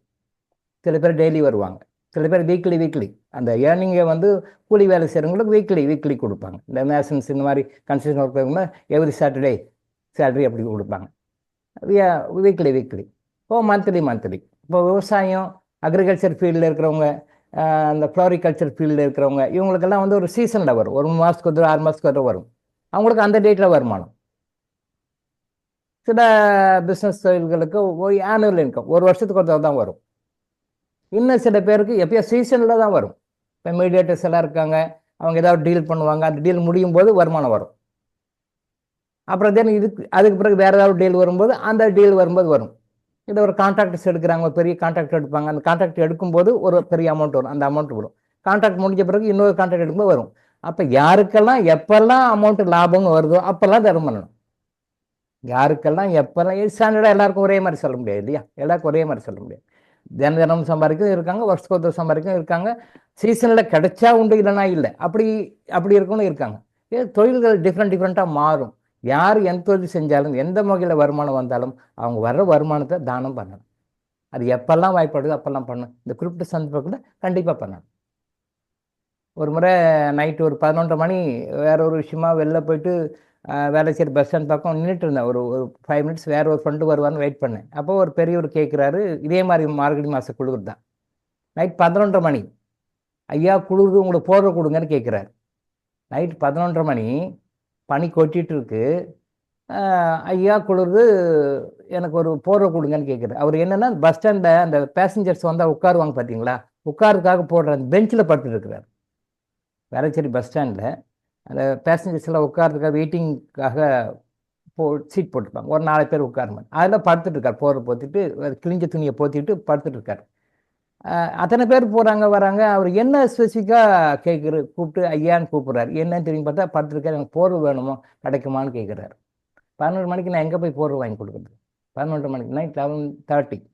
அதுக்கு மேலே எல்லா கடையும் மூட்டுருப்பாங்க, எங்கேயும் இல்லை. அப்புறம் நேராக வீட்டுக்கு வந்து வீட்டிலேருந்து ஒரு போர்வை எடுத்துகிட்டு போய் கொடுத்தேன், போர்வை கொடுத்துட்டு வந்தேன். சரி போச்சு படுத்துக்கோங்க அப்படின்ட்டு. தென் மறுநாள் காலையில் விடிகாலம் மெடிடேஷனில் ஒரு தாட் வருது, போத்திக்கிறதுக்கு கொடுத்துட்டியே, நீ மட்டும் வீட்டில் நல்லா கம்ஃபர்டபுளாக மெத்தை போட்டு அது கீழே ஒரு சாலில் போட்டு அதுக்கு மேலே ஒரு போர்வை போட்டு அப்படி போட்டு படுத்துக்கிட்டேன், கீழே போத்துக்கிறதுக்கு எதுவுமே இல்லையேன்னு தாட் வருது. அன்னைக்கு மறுநாள் காலையில் மெடிடேஷனில் வருது, ஓ ஆமாம் கரெக்டு, நம்ம மேலே போத்திக்கிறதுக்கு மட்டும் போர்வை கொடுத்தோமே, கீழே கொடுக்கணும் இல்லை அப்படின்னு சொல்லிட்டு மறுநாள் காலையில் ஷாப் ஓப்பன் பண்ணதும் போயிட்டு புதுசாக பெட்ஷீட் 2 பெட்ஷீட் புது 2 பெட்ஷீட் வாங்கிட்டு வந்து நேராக அவர்கிட்ட பஸ் ஸ்டாண்டுக்கிட்ட போயிட்டு படுத்துட்டு இருந்தார். அவர்கிட்ட போயிட்டு இந்த போர்வை வச்சுக்கோங்க, ஸ்பேராக வச்சுக்கோங்க, நேற்று கொடுத்தது, இன்றைக்கி ஒரு போர்வை கீழே போட்டுக்கோங்க, ஒரு போர்வை மேலே போட்டுக்கோங்க. ஒரு போர்வை கீழே போட்டு நம்ம போட்டுக்கிறோம்ல வீட்டில் கீழே நல்லா சால்வ் நல்லா கரெக்டாக குளிர் தெரியாமல் கீழே ஒன்று போட்டுட்டு தென் அதுக்கு மேலே போத்திக்குவோம். அது மாதிரி நீங்கள் கீழே ஒன்று போட்டுக்கோங்க, மேலே ஒன்று போட்டுக்கோங்க அப்படின்னு சொல்லி கொடுத்துருவோம். ரொம்ப சந்தோஷம் வரும். பரவாயில்லையே, அவர் ஏன் ஸ்பெசிஃபிக்காக ஏதோ காரணம் இருக்கும். மேபி அத்தனை பேர் பஸ் ஸ்டாண்டு அத்தனை பேர் 100கணக்கான போயிட்டு இருக்காங்க, வந்துருக்காங்க. நைட் 11:30 கூட 100கணக்கான போயிட்டு வந்துருக்காங்க. ஜேன்னு இருக்குது வேலை. சரி, ஏன்னா ஐடி ஃபீல்டு இருக்கனால நைட்டில் ஷிஃப்ட்டு நிறைய பேர் போயிட்டு வந்துட்டு இருப்பாங்க. ஸ்பெசிஃபிக்காக கேட்குற ஏதோ ஒரு காரணம் இருக்கும். ஒன்றா காலையில் போயிட்டு 2 போர் புது போர் வாங்கிட்டு போய் கொடுத்துட்டு அதை நீங்கள் நேற்று கொடுத்து கூட வச்சுக்கோங்க, ஸ்பேரில் இது வச்சுக்கோங்க, மேலே ஒன்று போத்திக்கோங்க, கீழே அடியில் ஒன்று போட்டு அது மேலே படுத்துக்கோங்க அப்படின்னு சொல்லி கொடுத்துட்டாங்க. காரணம் இருக்கும்.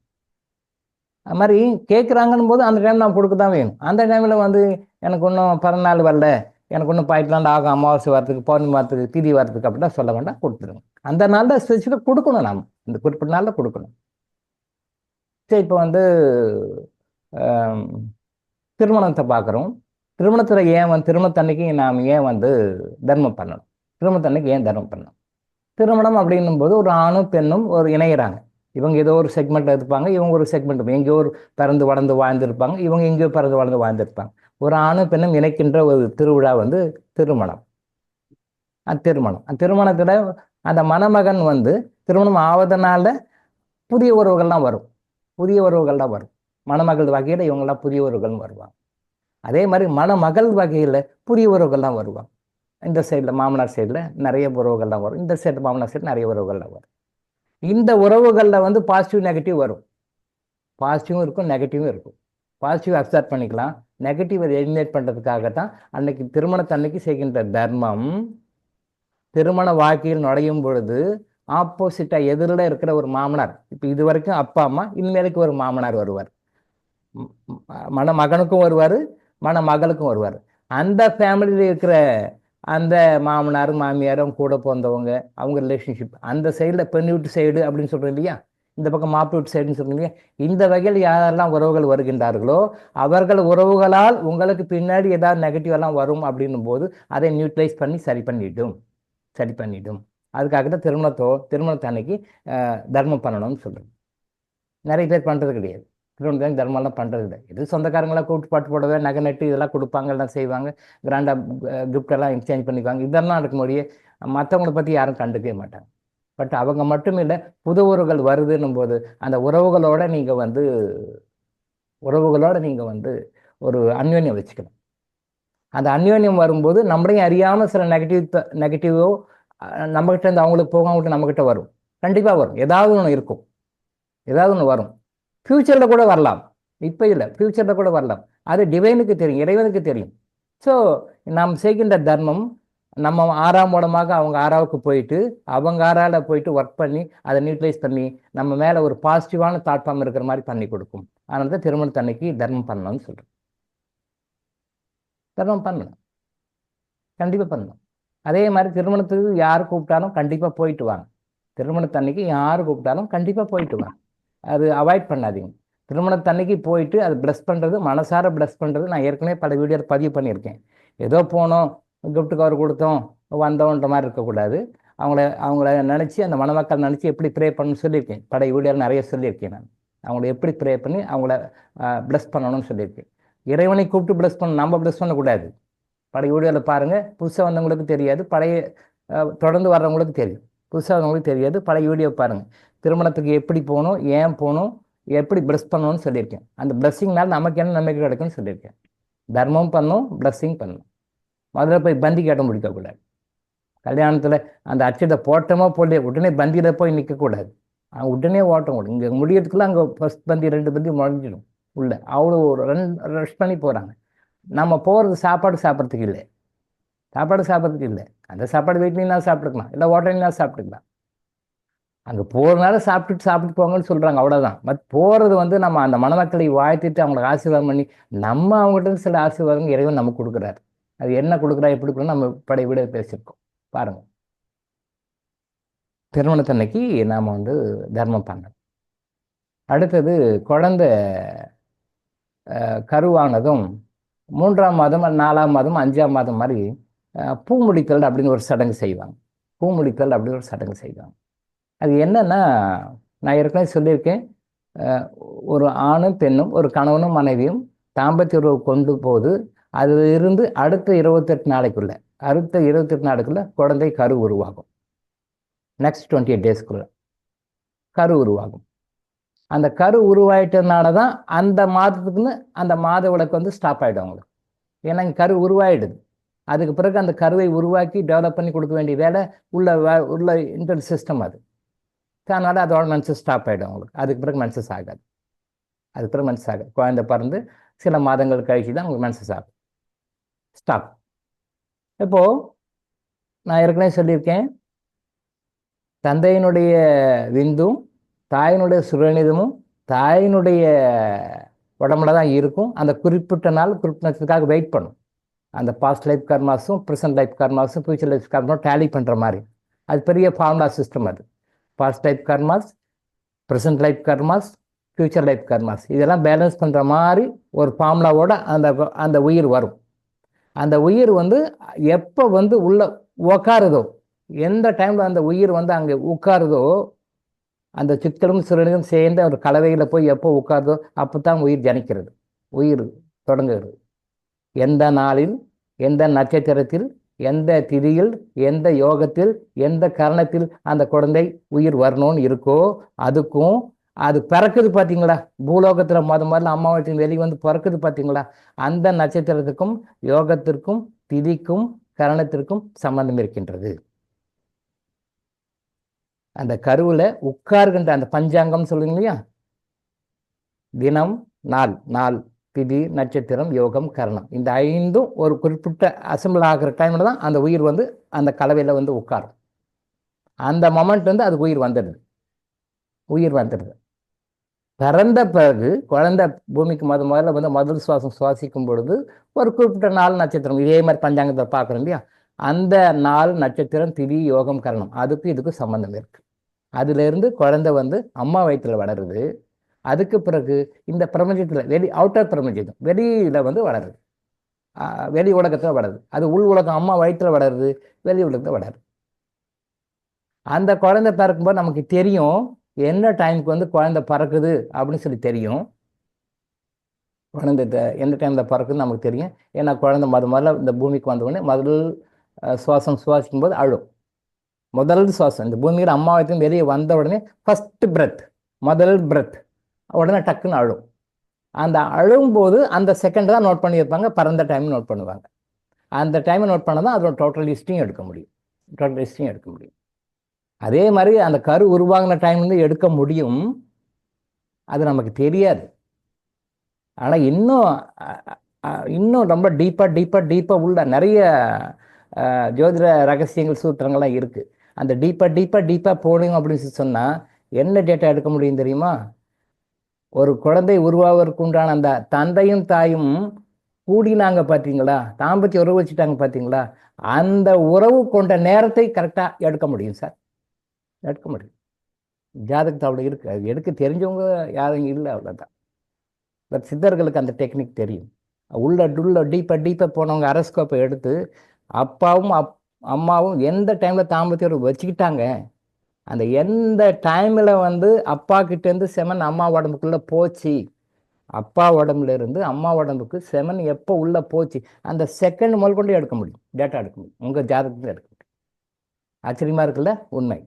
நிறைய பேர் தெரியாது, கரெக்டாக எடுக்க முடியும். இறைவன் அப்படிதான் சிஸ்டம் வச்சிருக்கிறார், நமக்கு தான் தெரியல, நாம் ஏதோ அப்படி போயிட்டுருக்கோம்.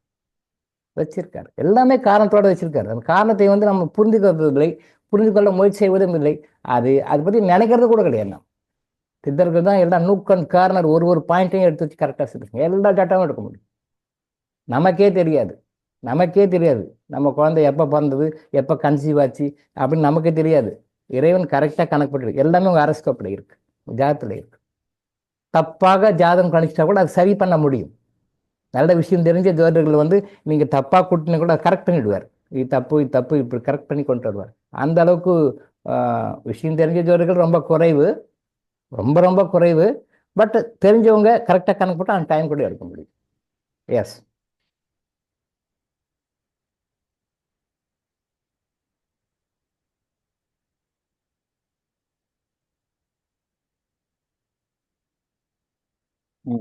உண்மை, சத்தியம், தெரிஞ்சுக்கோங்க. நாம சொல்ல இறைவன் வந்து கரெக்டான சொல்லி அருள்வாக்கு கொடுக்குறாரு, கரெக்ட், இதான் உண்மை. எனக்கு தெரியல, இதை பற்றி தெரிஞ்சுக்க யாரும் முயற்சியும் பண்ணுறதில்லை. அவ்வளோ விஷயம் இருக்கு. ஸோ அந்த குழந்தை வந்து உருவானதுலேருந்து தியான நிலைக்கு வரும்.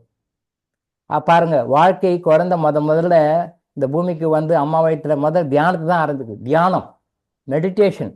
அந்த மெடிடேஷன் ஸ்டேஜில் கிட்டத்தட்ட 3-4 மாதங்கள் இருக்கும். 3-4 மாதங்கள் அந்த கரு உருவானதே டெவலப் ஆகுது, ஸ்டெப் பை ஸ்டெப்பாக டெவலப் ஆகுது. அதை வந்து நம்ம உணர முடியாது, மற்றவங்க உணர முடியாது. ஸ்டெப் பை ஸ்டெப்பாக வளரும். அந்த முதல் 3-4 மாதங்களில் வந்து சைலண்ட்டாக இருக்கும். மெடிடேஷன் போஸ்ட், அந்த மெடிடேஷன் நிலைன்னு சொல்லலாம், தியான நிலைன்னு சொல்லலாம், அந்த ஏரில் இருக்கலாம். ஃபார் எக்ஸாம்பிள், இப்போ வந்து உங்களுக்கு தெரிஞ்சவங்க யாராவது தெரிஞ்சவங்களோ ரிலேட்டிவ்ஸோ ஃப்ரெண்ட்ஸோ ஹாஸ்பிட்டல் அட்மிட் பண்ணி கோமா ஸ்டேஜில் இருப்பாங்க.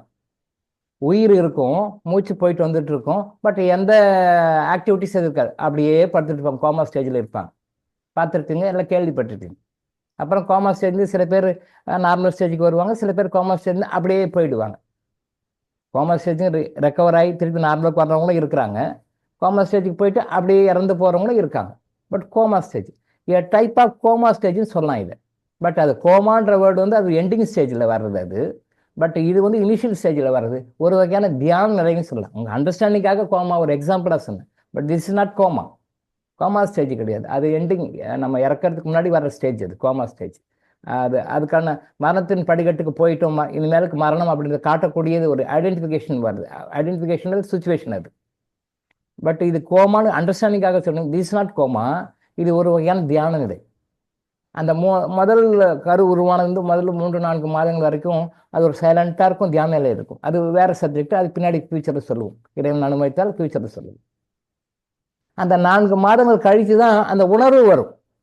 இந்த பிரபஞ்சத்தை பற்றிய அம்மாவயத்தில் இருக்கின்ற பற்றிய நம்ம எதிர்ப்பு தொடர்பு கொள்ள முடியும், வெளியுறவு விஷயம் கிரகிக்க முடியும் அப்படின்ற விஷயம் வந்து அந்த 4ஆம் மாதம் அந்த உணர்வுகள் அந்த குழந்தைக்கு வளர ஆரம்பிச்சு. அதனால தான் அந்த பூ முடித்தல் அப்படின்ற ஒரு சடங்கை வந்து நம்ம முன்னோர்கள் பெரியவங்க வந்து அதை கொண்டு வந்தாங்க. அந்த பூ முடித்தல்ன்ற டைமில் தலைக்கு பூ வைப்பாங்க, அவங்களுக்கு பிடிச்ச சாப்பாடெல்லாம் கொடுப்பாங்க, அறுசுவை உணவையும் கொடுப்பாங்க, இன்னும் வேறு சில அவங்களுக்கு பிடிச்சதெல்லாம் கொடுப்பாங்க. அதிலிருந்து பொதுவாகவே கன்சீவ் ஆகிட்டாலே அவங்கள ரொம்ப கேர் பண்ணி பார்த்துக்குவாங்க. அதை அடுத்தடுத்து பார்க்கும் பொழுது இன்னும் கேர்ஃபுல்லாக பார்த்துக்குவாங்க. இந்த பூமுடித்தல் எதுக்காக வைக்கிறாங்க அப்படின்னு சொன்னால், இதுக்கு மேலே குழந்தை வந்து நீங்கள் உங்களுடைய ஆக்டிவிட்டீஸ் நீங்கள் பேசுகிறீங்க, பண்ணுறீங்க, என்ன பண்ணுறீங்களோ இது எல்லாமே ரெக்கார்ட் பண்ணக்கூடிய மனநிலைக்கு வந்துடுச்சு. இதுக்கு மேலே வந்து இன்னும் ரொம்ப கேர்ஃபுல்லாக இருக்கணும். கன்சீவ் ஆகிட்டாலே கேர்ஃபுல்லாக தான் இருக்கணும். அதில் இன்னும் ரொம்ப அலர்ட்டாக கேர்ஃபுல்லாக இருக்குன்றதுக்காக அதை புரிய வைப்பதற்காக தான் அந்த பூ முடித்தல் அப்படிது வந்தாங்க. அன்னைக்கு அந்த பூ முடித்தல் தலையில் வைக்கிறது வந்து நம்முடைய சகசிரார சக்கராவையும் ஆக்ஞா சக்கரத்தையும் ஃபர்தராக ஆக்டிவேட் பண்ணி கொடுக்கும். சகசிரார சக்கராவையும் ஆக்ஞா சக்கராவையும் ஃபர்தராக ஆக்டிவேட் பண்ணி கொடுக்கும். தட் மீன்ஸ் சயின்டிஃபிக்காக நீங்கள் சொல்லணுன்னா pineal gland, pituitary gland, pineal gland pituitary கிளாண்டையும் ஆக்டிவேட் பண்ணி கொடுக்கும். நல்லா ப்ரொடக்ஷன் பண்ண வைக்கும். அந்த ஹார்மோன்ஸ் நல்லா செக்ரேஷன் பண்ண வைக்கும். பூ முடித்தல், பேரே பூ முடித்தல். இந்த காலத்து பூ இல்லை, இப்போ வர பூலாம் வாசனை கிடையாது. மோந்து பார்த்தாவோட வாசம் கிடையாது, எல்லாம் கெமிக்கல் போட்டு வளர்த்துற பூ. அந்த காலத்தில் இயற்கையான பூ, வாசம் வரும், மணக்கும். அந்த உண்மையான பூவை பற்றி பேசிட்டு இருக்கோம் இப்போ நாம. இப்போ பூவே வந்து வாசம் கிடையாது. அப்படியே இருந்தாலும் நம்ம பெண்கள் வைக்கிறது கிடையாது. ஏன்னா தலைவருக்கு வளமாக பேயாட்டம் விரிச்சு போட்டு ஸ்டைலாக பியூட்டி பார்லர் போயிட்டு பேயாட்டம் நடமாட்டு இருப்பாங்க. கேட்டால் ஸ்டைலுன்னுவாங்க. பூ வைக்கிறது இல்லை. ஏதோ அன்னைக்கு ஒரு நாளைக்கு வேணால் கன்சீவ் ஆகி அந்த பூ முடிச்சல் அன்னைக்கு வேணால் ஒரு நாளைக்கு வைப்பாங்கன்னு நினைக்கிறேன். Modern girls, modern ladies, modern woman. அப்புறம் அதுக்கு பிறகு தூக்கி போட்டு வேலையை பார்ப்பாங்கன்னு நினைக்கிறேன். அப்படி தான் இருக்கும்னு நினைக்கிறேன். அப்புறம் போயிட்டு அறுத்து அழிக்க வேண்டியது. குழந்தை இப்படி ஆகிப்போச்சு, அப்படி ஆகிப்போச்சு, அப்படி சிசேரியன் பண்ணிட்டு அப்புறம் வாழ்நாள் முழுசும் கஷ்டப்பட்டுருக்க வேண்டியது. இது ஸ்டைலாக முடி விட்டுக்க வேண்டியது. என்ன பண்ணுறது தெரியல, சொன்னால் புரியறது இல்லை. கர்மா. ஸோ அந்த பூ முடித்தல் அப்படின்னும் பொழுது அந்த பிட்யூட்டரி பீனியல் கிளாண்ட் ஆக்டிவேட் ஆகுது, சக்ராஸ் ஆக்டிவேட் ஆகுது. அதிலிருந்து போகிற அந்த எனர்ஜி அவங்க நர்வ்ஸ் வழியாக போய் குழந்தையை நல்லா அருமையாக பாதுகாத்து கொள்ளும். குழந்தைய நல்லா ஆரோக்கியமாக, உடல் ரீதியாக, மன ரீதியாக, ஆத்மா ரீதியாக அந்த குழந்தைய பாசிட்டிவாக இறைவன் வளர்த்துட்டு வருவார் உள்ள வயிற்றுக்குள்ள. இந்த டைமில் தான் அவங்கள வந்து ரொம்ப கேர் எடுத்துக்கணும். அதாவது கன்சீவ் ஆனதுலேருந்தே கேர் எடுத்துக்கணும். அதில் இந்த பூ முடித்தல் ஆரம்பித்த பிறகு டெலிவரி வரைக்கும் ரொம்ப கேர் எடுத்துக்கணும். அவங்க எந்த வகையிலையும் ஒரு மனசு கஷ்டப்படவோ, துக்கப்படவோ, கோவப்படவோ, டென்ஷனாகவோ விடக்கூடாது. இது ரொம்ப ரொம்ப கேர்ஃபுல்லாக இருக்கணும். அந்த காலத்தில் அப்படி இருப்பாங்க. ஊரான் வீட்டு பிள்ளையை ஊட்டி வளர்த்தால் தன் பிள்ளை தானே வளரும். ஊரான் வீட்டு பிள்ளையை ஊட்டி வளர்த்தால் தன் பிள்ளை தானே வளரும். ஊரான் வீட்டு பிள்ளைன்னா நீங்கள் இன்னொரு வீட்டில் பொண்ணு கட்டி வர்றது சொல்கிறாங்க அவங்க. ஊரான் வீட்டு பிள்ளை, நம்ம வீட்டில் இல்லை பிள்ளை, இன்னொரு வீட்டிலேருந்து பொண்ணு கட்டி வரும். ஊரான் வீட்டு பிள்ளை அது. அந்த ஊரான் வீட்டு பிள்ளையை ஊட்டி வளர்த்த, நல்லா ஊட்டி வளர்த்தணும். டைமில் எப்பயுமே வளர்த்தணும். அவங்க நம்மளை நம்பி தான் வராங்க. எல்லாரையும் அண்ணன் தம்பி, அக்கா தங்கச்சி, பெற்றவங்க, சொந்தக்காரங்க எல்லாத்தையும் விட்டுட்டு நம்மளை நம்பி தான் வராங்க. இந்த மாப்பிள்ளை வந்து நம்மளை நல்லா வச்சுக்குவார், இந்த மணமகன் நல்லா வச்சுக்குவார், நம்மளை காப்பாற்றுவார் அப்படின்னு நினைப்போடு தான் வராங்க. அதை காப்பாற்ற வேண்டிய கடமை நம்ம கடமை. அவங்ககிட்ட குற்றம் குறைகள் இருந்தாலும், முன்ன பின்ன இருந்தாலும், குணங்கள் முன்ன பின்ன இருந்தாலும் அவங்கள நம்மளை வச்சு, நம்மளை அணைச்சி, அவங்கள ஆதரவாக இருந்து அவனை நல்லா வச்சுக்கணும் நம்மளோட கடமை. அதை செய்யணும். அது எல்லா ஆன்மகளுக்கும் உண்டான பொறுப்பு. அது அவங்கள அடிமையாக நடத்துறது, அவங்கள கொடுமைப்படுத்துறது, அவங்கள அழுற மாதிரி பண்ணுறது, அவங்கள துன்பப்படுத்துறது, இது எல்லாமே நம்ம கர்மாவை சேர்த்து கொள்கின்றோம். அவங்களும் புருஷன் டார்ச்சர் பண்ணுறாங்க, அது உண்மைதான், அது இல்லைன்னு சொல்ல முடியாது. இவங்களும் டார்ச்சர் கொடுக்குறாங்க, அவங்க 2 பேரும் டார்ச்சர் கொடுக்குறாங்க. பட் இதில் ஆண்கள் வந்து பெண்களுக்கு கொடுக்குற டார்ச்சர் வந்து பனிஷ்மெண்ட் ஆண்களுக்கு அதிகமாக கிடைக்கும். நல்லா பார்த்துக்குங்க. ஆண்கள் வந்து பெண்களை டார்ச்சர் பண்ணுறாங்க, கஷ்டம் கொடுக்குறாங்க, அட வைக்கிறாங்க, துன்பப்படுத்துறாங்கன்னா நமக்கு பனிஷ்மெண்ட் அதிகமாக கிடைக்கும். ஆனால் அதே நேரத்தில் பெண்கள் வந்து ஹஸ்பண்டை டார்ச்சர் கொடுக்குறாங்க, பிரச்சனை பண்ணுறாங்க, கோவப்படுறாங்க, டென்ஷன் ஆகுறாங்க, எமோஷன் ஆகுறாங்க, ஹஸ்பண்டை வந்து சபிக்கிறாங்க, திட்டுறாங்க. ஹஸ்பண்டுக்கு பண்ணாங்கன்னா கூட டிவைன் கொஞ்சம் பாரபட்சம் தான் பார்க்குறாரு, கொஞ்சம் பனிஷ்மெண்ட் அவனுக்கு கம்மியாக தான் கொடுக்குறாரு. மனைவிமார்கள் கொஞ்சம் கம்மியாக தான் கொடுக்குறாரு. அது ஏன்னு பின்னாடி தெரிஞ்சுக்குவோம், பேசுவோம் அதை பற்றி. கணவன்கள் மனைவிகளை சிரமப்படுத்தினா கணவன்களுக்கு கொடுக்குற பனிஷ்மெண்ட் அதிகமாக இருக்குது. அதான் மனைவிகள் கணவன்களை சிரமப்படுத்தினால் இறைவன் கொடுக்குற பனிஷ்மெண்ட் கொஞ்சம் கம்மியாக இருக்குது. உண்மையிலே அது ஏன் கம்மியாக இருக்குன்னு நான் பின்னாடி விளக்கமாக பேசுவேன். இப்போதைக்கு இது வரைக்கும் புரிஞ்சுக்கோங்க. ஏன் கம்மியாக கொடுக்குறாரு, ஏன் வந்து அதிகமாக ஆம்பளைங்க கொடுக்குறாரு, ஏன் ஓரவஞ்சனை பண்ணுறாரு, எதுக்காக ஓரவஞ்சனை பண்ணுறாரு, ஏன் ஒரு கண்ட வெண்ணெய் ஒரு கண்ட சுண்ணாம்பு வைக்கிறாரு, கடவுள் பாரபட்சமற்றவர்னு சொல்கிறீங்களே, கடவுள் பாரபட்சம் இல்லாமல் இருக்கிறாருன்னு சொல்கிறீங்களே, அப்போ ஏன் வந்து பெண்களுக்கு மட்டும் ஆண்களுக்கு டார்ச்சர் கொடுத்தாங்கன்னா பனிஷ்மெண்ட் கம்மியாக கொடுக்குறாரு, ஆண்களுக்கு மட்டும் ஏன் கொடுக்குறாரு அதிகமாக கொடுக்குறான்றது மைண்டில் வச்சுங்க. பின்னால் ஒரு காலத்தில் நான் விளக்கமாக சொல்கிறேன், அடுத்தடுத்த வகுப்புகளில் சொல்கிறேன். இப்போ நான் we are in first standard சொல்கிறேன், இப்போதைக்கு இது வச்சுக்கோங்க. ஸோ அந்த பெண்ணை வந்து நல்லா வளர்த்தணும், நண்பாக வச்சுக்கணும், பாசமாக வச்சுக்கணும், ரொம்ப ரொம்ப கேர் எடுத்துக்கணும். இந்த நேரத்தில் நீங்கள் யாரோ எந்த சூழ்நிலையினாலும் அவங்க வீட்டு சைடு இருந்தாலும் சரி, புகுந்த வீட்டு சைடுனாலும் சரி, எந்த வீட்டு சைடுனாலும் அவங்க ஏதாவது மனக்குறைப்படுறாங்க, வருத்தப்படுறாங்க, வேதனைப்படுறாங்க, கஷ்டப்படுறாங்கன்னா அது அந்த குழந்தையுடைய டிஎன்ஏ போய் ரெக்கார்ட் ஆகும். குழந்தை டிஎன்ஏ போய் ரெக்கார்ட் ஆகும். இது அதனுடைய குழந்தையுடைய வாழ்க்கையில் பாதிக்கும். இது அந்த குழந்தையுடைய வாழ்க்கையில் பாதிக்கும். அது பொண்ணு வீட்டு சைடாக இருந்தாலும் சரி, மாட்டு வீட்டு சைடாக இருந்தாலும் சரி, யாராக இருந்தாலும் சரி, பாதிக்கிறது அந்த குழந்தை. நல்லா புரிஞ்சுக்கோங்க. மருமகள் இல்லை, மருமகளை டார்ச்சர் கொடுப்பாங்க. பெரும்பாலும் அம்மா வீட்டு சைடில் அவ்வளோ பண்ண மாட்டாங்க.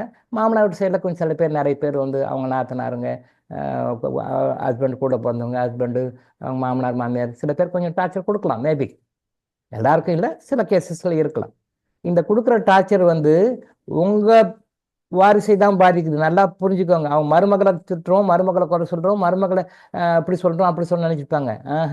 உங்கள் வீட்டு குழந்தை, ஊரான் வீட்டு குழந்தையை ஊட்டி வளர்த்தால் தன் பிள்ளை தானே வளரும். உங்கள் வீட்டு குழந்தை, உங்கள் வீட்டு பேர குழந்தை, உங்கள் வீட்டு பேரனோ, உங்கள் வீட்டு பேத்தியோ, உங்கள் வீட்டு போகிற குழந்தைய அந்த ஊரான் வீட்டு பொண்ணு வயிற்றுல சுமந்து வளர்த்துது. அந்த பொண்ணை நல்லா வளர்த்துக்கிட்டு அந்த பொண்ணை நல்லா வச்சுக்கிட்டிங்கன்னா உங்கள் பேர பிள்ளை, உங்கள் பேரன் பேத்தி நல்லா வளருவார்கள், சந்தோஷமாக இருப்பார்கள். நீங்கள் இது புரியாமல் அந்த பொண்ணை டார்ச்சர் பண்ணீங்க, அது மனசு நோக்கிற மாதிரி நடந்துக்கிட்டீங்க, அதுக்கு பிடிக்காத மாதிரி நடந்து, அதை டென்ஷன் பண்ணுறீங்க, எமோஷன் பண்ணி அதை டார்ச்சர் கொடுக்குறீங்க, மன உளைச்சல் கொடுக்குறீங்கன்னா இந்த உளைச்சல் அப்படியே உன்னுடைய வாரிசுகளுக்கு பதிவாகி உங்கள் வாரிசுகள் பாதிக்கும். உடல் ரீதியாக பாதிக்கும், மன ரீதியாக பாதிக்கும், ஆத்மா ரீதியாக பாதிக்கும். இதோட பின்விளைவுகள் உங்களுக்கு தெரியாது, ஆனால் பாதிக்கிறீங்க. நீங்களும் தான் பாதிக்கிறீங்க, 100% பாதிக்கிறீங்க. இதை சிம்பாலிக்காக உணர்த்துவதற்கு தான் இனிமேலுக்கு ஏதாவது கருத்து வேறுபாடுகள், முரண்பாடுகள் இருந்தால் கூட அதை நல்லா பார்த்துக்கணுன்றதுக்காக தான் இந்த படமொழியை சொன்னாங்க. ஊரான் வீட்டு பிள்ளையை ஊட்டி வளர்த்தால் தன் பிள்ளை தானே வளரும். அந்த நேரத்தில் அந்த அம்மா மனசில் என்ன ரெக்கார்ட் ஆகுதோ அது அப்படியே பதியும். எங்கிட்ட கவுன்சிலிங் வரவங்க சில பேர் சொல்லியிருக்காங்க, சார் நான் வந்து ப்ரெக்னெண்ட்டாக இருந்த டைமில் எங்கள் மாமனார் மாமியார் வீட்டில் வேறு சில பேர்லாம் கொஞ்சம் டென்ஷன் பண்ணாங்க. அந்த டென்ஷன் பண்ணும்போது நான் என்ன நினச்சனோ, மனசில் என்ன நினச்சனோ, நல்லா பாருங்கள், நல்லா நோட் பண்ணிக்கோங்க. நான் என்ன மனசில் வெளியே சொல்லலை, மனசில் என்ன நினச்சனோ அது எப்படி சார் என் புள்ள அப்படியே சொல்கிறான் சார். எப்போ? குழந்தை 10-15 வயசில் சொல்லுது. குழந்தை பிறந்து 10-15 வருஷம் ஆச்சு, 15-20 வருஷம் ஆச்சு. அவங்க சொல்கிறாங்க, என்னுடைய மகள் 20வது வயதில், என்னுடைய மகள் 20வது வயதில் ஏதோ ஒரு சுச்சுவேஷனில் சில வார்த்தைகளை விடுறாங்க. 20வது வயதில் ஏதோ ஒரு சுச்சுவேஷனில் சில வார்த்தைகளை விடுறாங்க, கோபத்தில் விடுறாங்க. அந்த வார்த்தை நான் கன்சீவ் ஆகிருக்கும்போது என்னுடைய மாமனார் மாமியார் வீட்டில் எனக்கு கொஞ்சம் டென்ஷன் பண்ணும்போது அதை நான் நினைத்தேன். ஒரே ஒரு எழுத்து பசுக்காமல் அப்படியே சொல்லு சார், எப்படி டாக்டர்னு கேட்டாங்க. உண்மை, இது மாதிரி 2-3 பேர் கேட்டிருக்காங்க என்கிட்ட. எப்படி டாக்டர், நான் என்ன மனசில் நினச்சோம் அதே மாதிரி இன்னைக்கு என் பையன் சொல்கிறான், என் பொண்ணு சொல்கிறாங்க, டிட்டோ ஒரு கமா புடிச்சா மாதிரி அப்படியே சொல்கிறாங்க. இவங்க மனசில் தான் நினச்சாங்க, நான் வெளியே சொல்லலை. குழந்தை கேட்டுட்ருக்கு, வயிற்று இருக்கிற குழந்தை அதை அப்படியே அப்சர்வ் பண்ணுது. அம்மா என்ன சொல்கிறாங்க, என்ன பேசுகிறாங்கன்னு ரெக்கார்ட் பண்ணிகிட்டே இருக்குது. உங்களுக்கு தெரியலை, மற்றவங்களுக்கு தெரியாது, உங்களுக்கும் தெரியாது, ஹஸ்பண்ட் சைட்லையும் தெரியாது, உங்கள் ஃபேமிலி சைட்லையும் தெரியாது, இந்த ஃபேமிலி புகுந்த வீட்லையும் தெரியாது, பிறந்த வீட்லையும் தெரியாது, உங்களுக்கும் தெரியாது. ஆனால் அந்த குழந்தை ரெக்கார்ட் பண்ணிட்டே இருக்குது. ஈச் அண்ட் எவ்ரி செகண்டும் அதை அப்சர்வ் பண்ணிட்டே இருக்குது அந்த குழந்தை. அதை அப்சார்ப் பண்ண ஒரு ஸ்டேஜில் அந்த மாதிரி சூழ்நிலை வரும்போது நீங்கள் அம்மா என்ன அந்த சூழ்நிலையை வரும்போது நீங்கள் என்ன டென்ஷனாக எமோஷனாக பேசுனீங்க அதே வார்த்தையை எடுத்து விடுது. கிட்டத்தட்ட ஒரு 4-5 பேருக்கு மேலே அதை சொல்லியிருக்காங்க. அது 100% உண்மை. அது நான் சொன்னேன், அம்மா நீங்கள் வந்து மனசில் நினச்சது ரெக்கார்ட் ஆகிருக்கு, அந்த ரெக்கார்டு தான் உங்கள் குழந்தை இந்த மாதிரி வெளியே எக்ஸெப்ட் பண்ணு. இத்தனை வருஷம் கழிச்சா பொண்ணு? ஆமாம், இத்தனை வருஷம் கழிச்சு தான் பண்ணியிருக்கு. நீங்கள் தானே சொல்கிறீங்க, நான் சொல்லலை, நீங்கள் தானே சொல்கிறீங்க. பொண்ணுக்கு 20 வயசு சொல்லுது, பையனுக்கு 15 வயசு, அவன் இப்போ சொல்கிறான். குழந்தை பிறந்து 15 வருஷம் ஆச்சு, பையன் 15 வருஷம் கழிச்சு சொல்கிறான். பொண்ணு பிறந்து 20 வயசு ஆச்சு, 20வது வயசுல சொல்லுது. அது அப்போது நீங்கள் நினச்சது அது மைண்டை ரெக்கார்டாகி இருக்கிறனால தான் அது சப்கான்ஷியஸ் மைண்ட் வந்து கான்ஷியஸ் மைண்டுக்கு வந்து கான்ஷியஸ் மைண்ட் வந்து பிரெயினுக்கு போயிட்டு உங்களுக்கு சொல்லுது. அது அப்போது நீங்கள் சப்கான்ஷியஸ் மைண்ட் ரெக்கார்ட் பண்ணி வச்சுருக்கிறீங்க, ரெக்கார்ட் ஆகிருக்கு. அந்த குழந்தை எந்த அளவுக்கு நோட் பண்ணியிருக்கு பாருங்க. இதுதான் வந்து அந்த ரொம்ப கேர்ஃபுல்லாக இருக்கணும் அப்படின்னு சொல்கிறேன். ஸோ இந்த மாதிரி டைமில் இந்த மாதிரி விஷயங்கள்லாம் சில விஷயங்கள்லாம் நடக்கும், இதெல்லாம் ரெக்கார்ட் ஆகும். இந்த ரெக்கார்ட் ஆகும்போது நமக்கு சில பாதிப்புகள்லாம் வரும். அதனால் அது எல்லாமே டியூ டு கர்மா தான், அதில் மாற்று கருத்து கிடையாது. எங்கே போய் சுற்றி வளைச்சாலும் கர்மா தான். பட் இந்த மாதிரி வாய்ப்புகள்லாம் அவாய்ட் பண்ணுறதுக்காக, இந்த மாதிரி தேவையில்லாத விஷயங்களை அவாய்ட் பண்ணுறதுக்காக அந்த பூமுடித்தல் அன்று செய்கின்ற அந்த தர்மம் இந்த மாதிரி நெகட்டிவ் ஃபேக்டர்ஸ்லாம் அஃபெக்ட் ஆன மாதிரி பார்த்துக்கும். பூமுடித்தல் அன்னைக்கு ஏன் தர்மம் செய்யணும் அப்படின்னா இதுக்காக தான். அன்னைக்கு நாம் செய்கின்ற தர்மம் குழந்தைக்கு இந்த மாதிரியான ஃபீட்பேக்ஸு மற்ற வெளிப்புற சூழ்நிலைகளால் குழந்தையினுடைய உடல் மனம் ஆத்மா பாதிக்கிற மாதிரி நிகழ்வுகளை வந்து முடிஞ்ச வரைக்கும் தவிர்க்கும். அப்படி தவிர்க்க முடியாத ரொம்ப ஸ்ட்ராங்காக கர்மம் வச்சுருந்தா அவருடைய இன்டென்சிட்டியை குறைக்கும். அதை முடிஞ்ச வரைக்கும் தவிர்க்க பார்க்கும். அப்படி முடியல, ரொம்ப ஹெவியாக கர்மா ரோடோட டன்னாக வச்சுருந்தீங்க அப்படின்னு சொன்னால் அதனுடைய தாக்கத்தை, அதனுடைய பின் விளைவுகளை, அதனுடைய எதிர் விளைவுகளை அது வந்து குறைச்சி கொடுக்கும். அதனால தான் அந்த நாளில் தர்மம் பண்ணணும்னு சொல்கிறது. எத்தனை பேர் தர்மம் பண்ணியிருக்கீங்க? அப்படி ஒன்று இருக்குன்னே தெரியாது சார். அப்புறம் அதை நம்ம ஃபீல் பண்ணுவோம், அதை அப்படியே ஃபீல் பண்ணுறோம். லைஃப்பில் ஒரு ஸ்டேஜில் ஃபீல் பண்ணுறோம். அன்னைக்கு நம்ம அதை சின்னதாக பண்ணியிருந்தா இன்னைக்கு பெரிய பாதிப்புகளை தள்ளியிருப்போம், அவாய்ட் பண்ணியிருப்போம்னு தெரியாதான் பண்ணுறோம். பெரியவங்க அந்த காலத்தில் சும்மா தெளிவாக தான் சொல்லியிருக்கா. ஸோ அந்த டைமில் பாருங்கள், இந்த அறுசுவை உணவுகள் கொடுப்பாங்க, வெறுமனையே சாப்பாடு கொடுக்க மாட்டாங்க. நீங்கள் பாருங்கள், அந்த பூமுடித்தலில் கொடுப்பாங்க. அண்ட் தென் என்ன சீமந்த அன்னைக்கு கொடுப்பாங்க.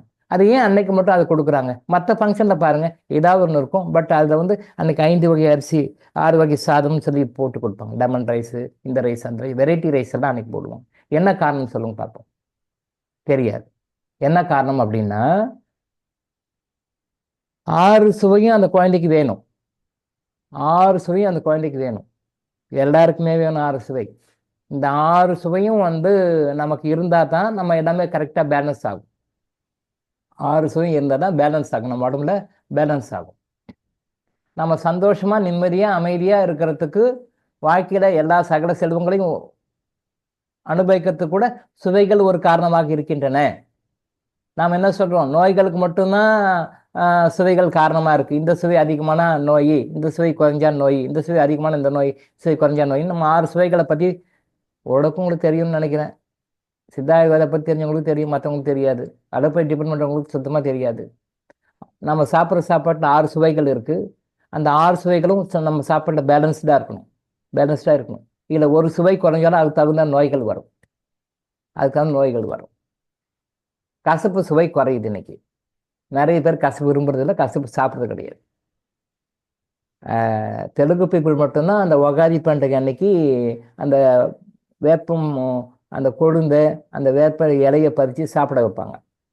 தெலுங்கு பீப்புள் மட்டும்தான் அந்த உகாதி பண்டிகை அன்னைக்கு தான் அந்த வந்து வேப்பம் கொழுந்து அந்த இதை வச்சு கம்பல்சரி சாப்பிட வைப்பாங்க. அன்னைக்கு கசப்பு நியூ இயர் தான், பட் அன்னைக்கு சாப்பிட வைப்பாங்க. அதுக்கு என்ன காரணம் அப்படின்னு சொல்லி சொன்னால், நம்ம பாடியில் இருக்கிற அந்த கசப்பை யாரும் அவாய்ட் பண்ணிடுறோம். அந்த கசப்பு சுவை நம்ம லைஃபுக்கு தேவை, அதனால சாப்பிடுங்கன்னு சொல்கிற காரணமாக தான் அது சாப்பிடணும். அது தெலுங்கு பீப்புள் மட்டும் இல்லை, எல்லாருமே சாப்பிட வேண்டிய விஷயம். அது அவங்க ஃபாலோ பண்ணுறாங்க. ஏதோ வகையில் தெரியும் அவங்க ஃபாலோ பண்ணுறாங்க, மற்றவங்க ஃபாலோ பண்ணுறது. 6 சுவைகள் நமக்கு பேலன்ஸ்டாக இருக்கணும்.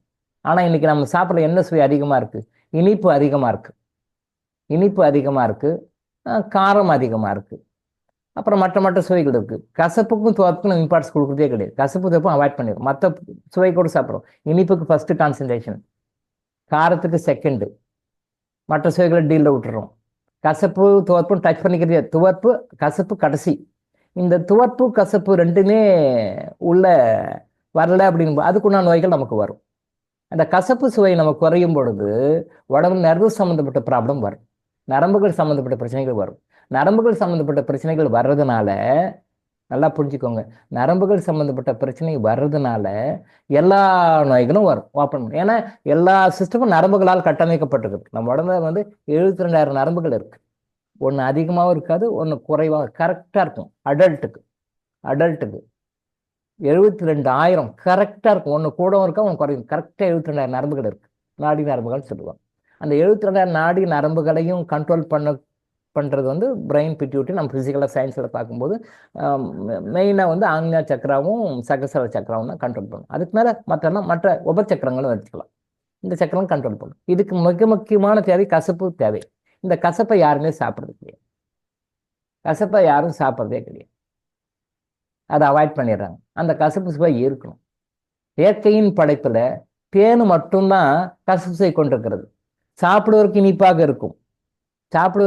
இருக்கும், ஆனால் அது உள்ளே போய் கொடுக்குற அந்த சுவையினுடைய பலன் என்ன பலன் கொடுக்குதுன்னா கசப்பு சுவையினுடைய பலனை கொடுக்கும். இது சித்தா ஆயுர்வேத டாக்டர்ஸ் கூட நிறைய பேர் தெரியதில்லை. தேனா சுகரா சாப்பிடாதீங்க, தேனா சுகரா சாப்பிடாதீங்க, ஏன்னா இனிப்பு. அப்படி கிடையாது. இன்னைக்கு மாடர்னா மார்க்கெட்டில் எல்லா சூப்பர் ஸ்டோர்லையும் எல்லா இடத்துலையும் விற்கிற தேன் வந்து அடல்டேட்டட் தேன், சுத்தமான தேன் கிடையாது, கலப்பட தேன் தான். எல்லா மார்க்கெட்லையும் இருக்குது. 99.9% கலப்பட தேன் தான். காதி கிராஃப்டில் தேன்னா கொஞ்சம் பரவாயில்லன்னா செகண்ட் குவாலிட்டி. காதி கிராஃப்டில் விற்கிற தேன் வந்து ஓரளவுக்கு பரவாயில்லன்னு சொல்லலாம், அவ்வளோதான். ஓரளவுக்கு தான் பரவாயில்ல, 100% பரவாயில்லாம் கிடையாது. அப்போது அந்த கசப்பு சுவை தருகின்ற தேன் நமக்கு இனிப்பாக இருக்குது. கடவுள் அப்படி அதை எப்படி இயற்கையை படைச்சு வச்சிருக்காரு பாருங்க. அதை கண்டுபிடிச்சு சொன்னவங்க சித்தர் பெருமக்கள் தான். வேற யாரும் எந்த லேப்லையும் கண்டுபிடிக்க யாருக்கும் தெரியாது. தேன்னா இனிப்பு, தேன் நாக்குக்கு மட்டும்தான் இனிப்பு. ஆனால் உள்ளே போய் அது கொடுக்கின்ற பலன், கசப்பு சுவை சாப்பிட்டா என்ன பலன் கொடுக்குமோ அந்த பலனை கொடுக்கும். அதைத்தான் தேனை வந்து இஸ்லாத்தில் கூட தேனை வந்து ரொம்ப முக்கியத்துவம் கொடுப்பாங்க. தேன் சாப்பிடணும்னு சொல்லுவாங்க. இஸ்லாம் மதத்தில் கூட தேன் ரொம்ப முக்கியமானது, அதை சாப்பிடணும்னு சொல்லுவாங்க. ஏன்னா எல்லாத்தையும் கொஞ்சம் ஒரு மாதிரியாக சொல்கிற மதம் அது. இப்படின்னா கொஞ்சம் வித்தியாசமாக சொல்லுவோம். அது கூட தேனை ஏற்றுக்கொள்கின்றது. அந்த மதம் கூட தேனை வந்து ஏற்று சாப்பிடுங்க, அது நல்லது, உடம்புக்கு நல்லதுன்னு சொல்லி இஸ்லாம் கூட ரெக்கமெண்ட் பண்ணுது தேனை சாப்பிட சொல்லி. ஆனால் இன்னைக்கு அன்பான்சேட்டாக நம்ம வச்சுக்க அடல்டேட்டட் தேன். அப்போ சக்கரை வியாதிக்காரங்க தேன் சாப்பிட வேண்டாம் சித்தார்த்த டாக்டர்ஸ் கூட சொல்றாங்க. உண்மையான தேன், சுத்தமான தேன், கலப்படமில்லா தேன், அந்த தேன் சர்க்கரை நோயை குணப்படுத்தும். தெரிஞ்சுக்கோங்க. அந்த தேன் உண்மையான தேனாக இருந்தால், அந்த தேன் வந்து ப்ராசஸ் பண்ணாத அன்ப்ராசஸ்டு ஹனி. இன்னைக்கு மார்க்கெட்டில் கிடைக்கிறது எல்லாமே ப்ராசஸ்டு ஹனி, எல்லாமே ப்ராசஸ் செய்யப்பட்ட ஹனி. அதை நம்ம சொல்லலை, அன்ப்ராசஸ்டு ஹனி. அந்த அன்ப்ராசஸ்டு ஹனியை நீங்கள் தொடர்ந்து ரெகுலராக எடுத்துட்டிங்கன்னா டயபெட்டிஸ் கண்ட்ரோலுக்கு வரும், நிறைய நோய்களை குணப்படுத்தும், நரம்பு சம்மந்தப்பட்ட நோய்களை குணப்படுத்தும், எண்டோக்ரைன் கிளாண்ட்ஸ் சொல்லப்படுகிற நரம்பு சுரப்பு சம்மந்தப்பட்ட நோய் குணப்படுத்தும். எல்லா நோய்களுக்கும் மருந்துன்னு சொல்லலாம் தேன், உண்மையான தேன். இன்னைக்கு மார்க்கெட்டில் இருக்கிற எல்லாமே ப்ராசஸ்ட் ஹனி தான். தேன் எப்படி சாப்பிடணும்னா, அந்த மரத்துலேருந்து அடித்து அப்படி நேச்சுராக கொண்டு வந்தாங்கன்னா அந்த தேனை மண்பானையில் போட்டு வைக்கணும். மண்பானையில் போட்டு வச்சு ஓப்பன் சன்லைட்டில் வைக்கணும். சன்லைட்டை வச்சோம் அப்படின்னு சொல்லி சொன்னால் ஒரு வெள்ளை துணி மட்டும் வேணால் கட்டிக்கலாம், தூசி அழுக்கு படாமல் இருக்கிறதுக்காக. ஒரு ஒயிட் கிளாத், கொஞ்சம் வென்டிலேஷனாக இருக்கணும், நல்லா காற்று போகாத மாதிரி துணிக்கு, நல்லா காற்று போகாத மாதிரி லைட்டாக இருக்கணும், தூசி மட்டும் போகக்கூடாது, அவ்வளோதான். அதை ஒரு 1 வீக் சூரிய புடம்னு சொல்லுவாங்க, சூரியனில் வச்சுட்டோம் அப்படின்னு சொன்னால் ஓப்பன் பண்ணி பார்த்தோம்னா அந்த சோப்பு நுர மாதிரி கொஞ்சம் வெள்ளையாக இருக்கும், அது மட்டும் தனியாட்டும். It is a type of toxin. அது உடம்புக்குள்ளே போனால் ஒன்று கெடுதலாம் பண்ணாது, but that should be removed. அது வந்து வெளியே கொண்டு வந்து அந்த நுரையை மட்டும் எடுத்துட்டோம்னா தட் இஸ் பியூர் ஹனி. அதான் உண்மையான ஹனி. அந்த ஹனியை நீங்கள் சாப்பிட்டீங்கன்னா சர்க்கரை வியாதி குணமாகும், 100% கண்ட்ரோலுக்கு வரும். மற்ற மருந்துகளும் இருக்கணும், மற்ற மருந்துகளும் ஃபாலோ பண்ணும். தேன் சாப்பிட்றதுனாலே மட்டும் இல்லை, பட் தேன் சாப்பிட்றதுனால டயபெட்டிஸ் இன்க்ரீஸ் ஆகாது, டயபெட்டிஸ் வராதுன்னு சொல்ல வரேன். ஸோ அந்த முறையான தேன்ன்றது இங்கே யாருக்கும் கிடைக்கிறது கிடையாது. அது நம்ம சத்தீஸ்கர் ஸ்டேட்லேருந்து நாம் வர வச்சு தான் கொடுக்கணும், அது சத்தீஸ்கர்லேருந்து தான் வருது. இங்கெல்லாம் யாரும் அவ்வளோ ப்ராப்பராக பண்ணலை, அது கொடுக்கவும் மாட்டேன்றாங்க. அங்கேயும் வருது சத்தீஸ்கர் ஸ்டேட்டில் நம்ம ஹாஸ்பிட்டலில் கூட வாங்கி கொடுக்குறோம், அது தேவைப்பட்டது வாங்கி கொடுக்கும். அதுவும் சப்ளை கம்மியாக இருக்குது, டிமாண்ட் நிறையா இருக்குது. சப்ளை கம்மியாக இருக்குது, டிமாண்ட் நிறையா இருக்குது. இந்த தேன் எப்படின்னா இதே இப்போ நான் சொல்கிற முறைப்படி அந்த ஃபாரஸ்ட்டில் போயிட்டு கலெக்ட் பண்ணுறாங்க. அது அந்த கவர்மெண்ட்டு கொஞ்சம் ஓரளவுக்கு ஃப்ரீயாக லேபர்லாம் விடுறாங்க, ஃபாரஸ்ட்லேருந்து கொண்டு வராங்க. அந்த அந்த மலைவாழ் மக்கள் அதை கொண்டு வந்து பெரிய பெரிய பானையில் ஓப்பன் இதில் வச்சு துணியை போட்டு ஓப்பனில் விட்டுடுவாங்க. அதுக்கு பிறகு நுரைய மட்டும் எடுப்பாங்க. ப்ராசஸ் மெக்கானிக்கல் ப்ராசஸ்லாம் எதுவுமே கிடையாது. ஸோ அந்த ஹனியை வந்து கொடுக்குறாங்க. அதான் நாம் இங்கே கொடுக்குறோம். ஏன்னா மக்கள் வந்து ஒரு பிரச்சனையை போக்குறதுக்காக, ஒரு ஆரோக்கியத்துக்காக, நோயை போக்க தான் தேன் சாப்பிட்றாங்க. அந்த தேனை வந்து அடர்கேட்டு அணியாக இருந்தால் அப்புறம் அவங்க எப்படி உடல் நல்லாகும், அவங்க எப்படி ஆரோக்கியம் மெயின்டைன் பண்ண முடியும்? பட் மக்கள் இன்னைக்கு பணத்துக்காக என்னெல்லாம் பண்ண ஆரம்பிக்கிறாங்க. வெளிநாட்டிலேருந்து சுகர் சிரப்பை வர வச்சு சுகர் சிரப்பை தண்ணியில் ஹனியில் கலந்து மிக்ஸ் பண்ணி ரியல் ஹனி ஒரிஜினல் ஹனி விற்கிறாங்க. அதையும் நம்ம கவர்மெண்ட் அலோவ் பண்ணுது, நம்ம மக்களும் வாங்குறாங்க. என்ன பண்ணுறது? எல்லாமே சூட் கேஸ் தான், எல்லாமே சூட் கேஸ் தான். கவர்மெண்ட்டுக்கும் தெரியும், விற்கிறவங்களுக்கும் தெரியும், எல்லாருக்கும் தெரியும். ஃபாரின்லேருந்து இம்போர்ட் பண்ணுறாங்க, அந்த ஹனியை வந்து நல்லா மிக்ஸ் பண்ணுறாங்க. இந்தியாவில் இருக்கிற எந்த லேப்லையும் கண்டுபிடிக்க முடியல. இந்தியாவில் எல்லா லேப்லையும் பார்க்குறாங்க, டெஸ்ட் பண்ணாங்க, எல்லாம் பக்காவாக இருக்கும், எல்லாம் கரெக்டாக இருக்கும், கண்டே பிடிக்க முடியும். டெல்லியில் ஒரு வாலண்டரி ஆர்கனைசேஷன் ஏதோ சம்திங் ராங் அப்படின்னு சொல்லிட்டு ஃபாரினில் போயிட்டு ஒரு கண்ட்ரியில் லேபில் போய் கொடுத்து டெஸ்ட் பண்ண அங்கே கன்ஃபார்ம் பண்ணுறோம். ஆமாம் சார், இந்த பிராண்டட் ஹனியில் என்னென்ன பிராண்டு ஹையஸ்ட் பிராண்டு நம்ம மார்க்கெட்டில் பார்க்குறோமோ எல்லா பிராண்டட்லேயும் எல்லா பிராண்ட் ஹனிலையும் 100% சுகர் ஆட் பண்ணியிருக்கிறாங்க. சைனாலேருந்து இம்போர்ட் பண்ணியிருக்கிறாங்க, ஆட் பண்ணிக்காங்க, கன்ஃபார்ம் பண்ணுறாங்க. அங்கே ஃபாரினில் தான் கன்ஃபார்ம் பண்ணுறோம். அப்போ டெக்னாலஜி இங்கே எப்படி பண்ணியிருக்காங்க பாருங்க. இந்தியாவில் எந்த லேப்லையும் கண்டே பிடிக்க முடியாத மாதிரி ஹைடெக்கில் ஆட் பண்ணியிருக்கிறாங்க. இப்படி பண்ணுறாங்க பாருங்க நம்ம மக்கள், எப்படி பண்ணுறாங்க பாருங்க நம்ம மக்கள். அப்புறம் எப்படியோ கண்டுபிடிச்சி அப்புறம் வந்த பிறகு அப்புறம் இவங்க சமாதானம் ஆகும்னு எப்படியோ சமாதானம் சொல்கிறாங்க. எல்லாமே கார்பரேட்டில் பெரிய ஆளுங்களையா அதுதான் சூட் கேஸ் போட்டு அமுக்கிட்டாங்க, ஒரே அப்படியே அமுக்கிட்டாங்க, அவ்வளோதான்.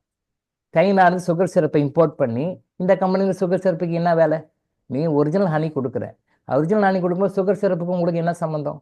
சைனாலேருந்து இம்போர்ட் பண்ணி சுகர் சிரப்பை இதில் ஆட் பண்ணி கண்டே பிடிக்கும், இந்தியாவில் கண்டே பிடிக்கும் மாதிரி படுத்து கொடுத்துருக்காங்க. இது ஒரு 2 இயர்ஸ்க்கு முன்னாடி இந்த ஸ்கேம் வெளியே வந்தது. அப்படியே அமுக்கிட்டாங்க, கோழி அமுக்கிற மாதிரி. சூட் கேஸ் தான். மக்கள் கதி என்ன நினச்சி பாருங்க. ஸோ இயற்கையை தேடி போகணும், இயற்கையை தேடி மக்கள் போனால் கூட அந்த ப்ராடக்ட்ஸ் கிடைக்கிறதுக்கு வழி இல்லை. தேன் அப்படி இருக்கு.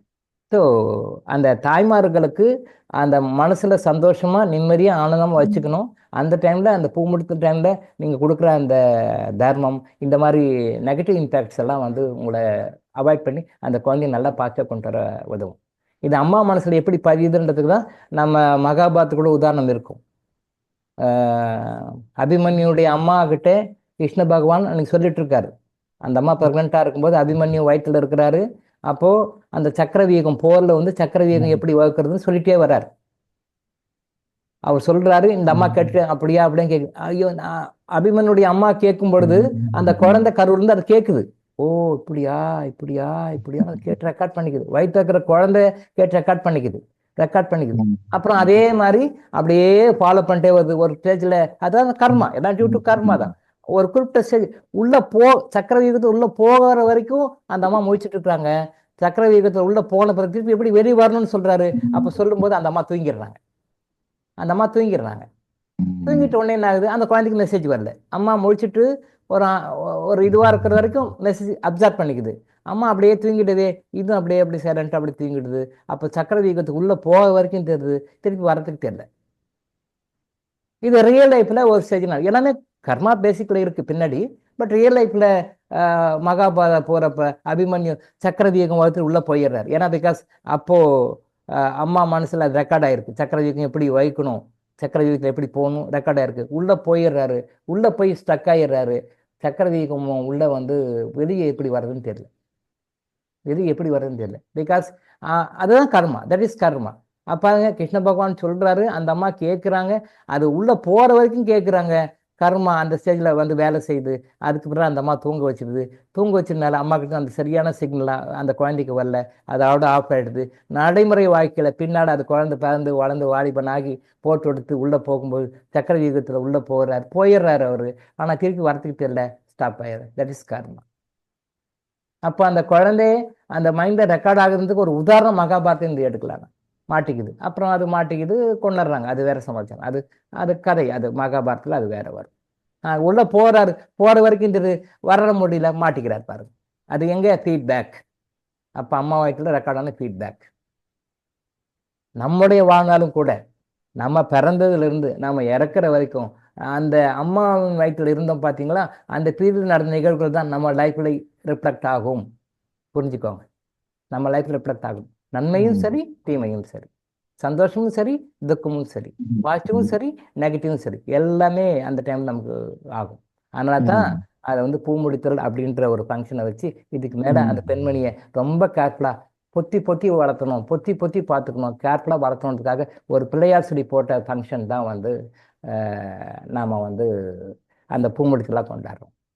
ஸோ அது அப்படியே குழந்தை வளருது, கொஞ்சம் கொஞ்சமாக அப்படியே வளருது. வளர்ந்த பிறகு சீமந்தம் பண்ணுவாங்க. 8வது 9ஆம் மாதத்தில் சீமந்தம் பண்ணுவாங்க. 7, 8 அப்படி பண்ணுவாங்க.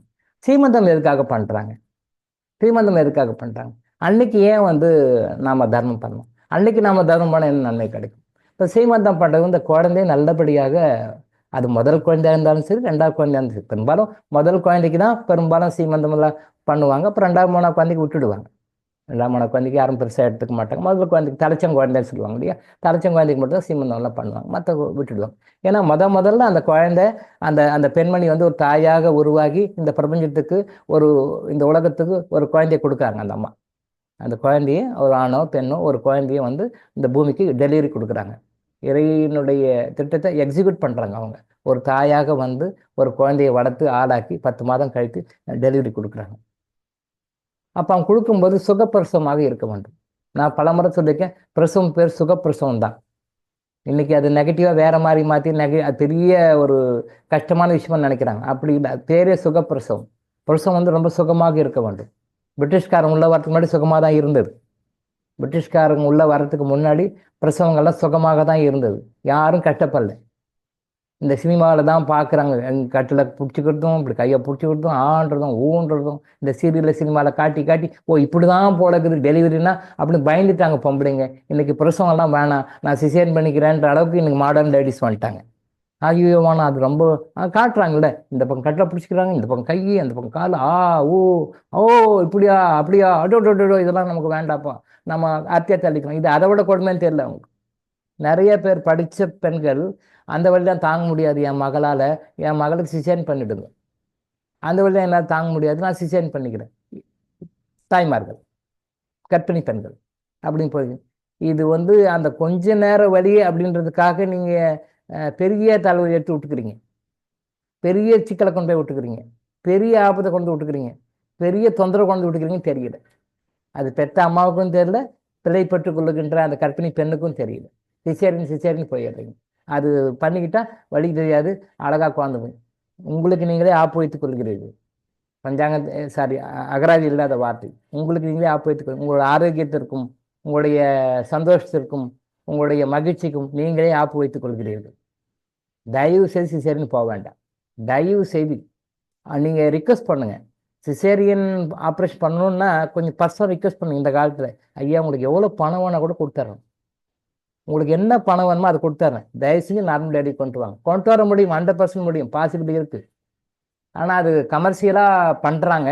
நீங்கள் ரிக்வெஸ்ட் பண்ணுங்க, ஐயா தயவு செஞ்சு நீங்கள் என்ன கேட்குறீங்களோ அது பண்ணணும். நீங்கள் சிசேரியனுக்கு என்ன ஃபீஸோ அதை கூட வாங்கிக்கோங்க. பெட் சார்ஜு, வேறு என்ன அதர் சார்ஜஸ் என்ன உண்டு அதுக்கு முன்னால் காசு கூட வாங்கிக்கோங்க.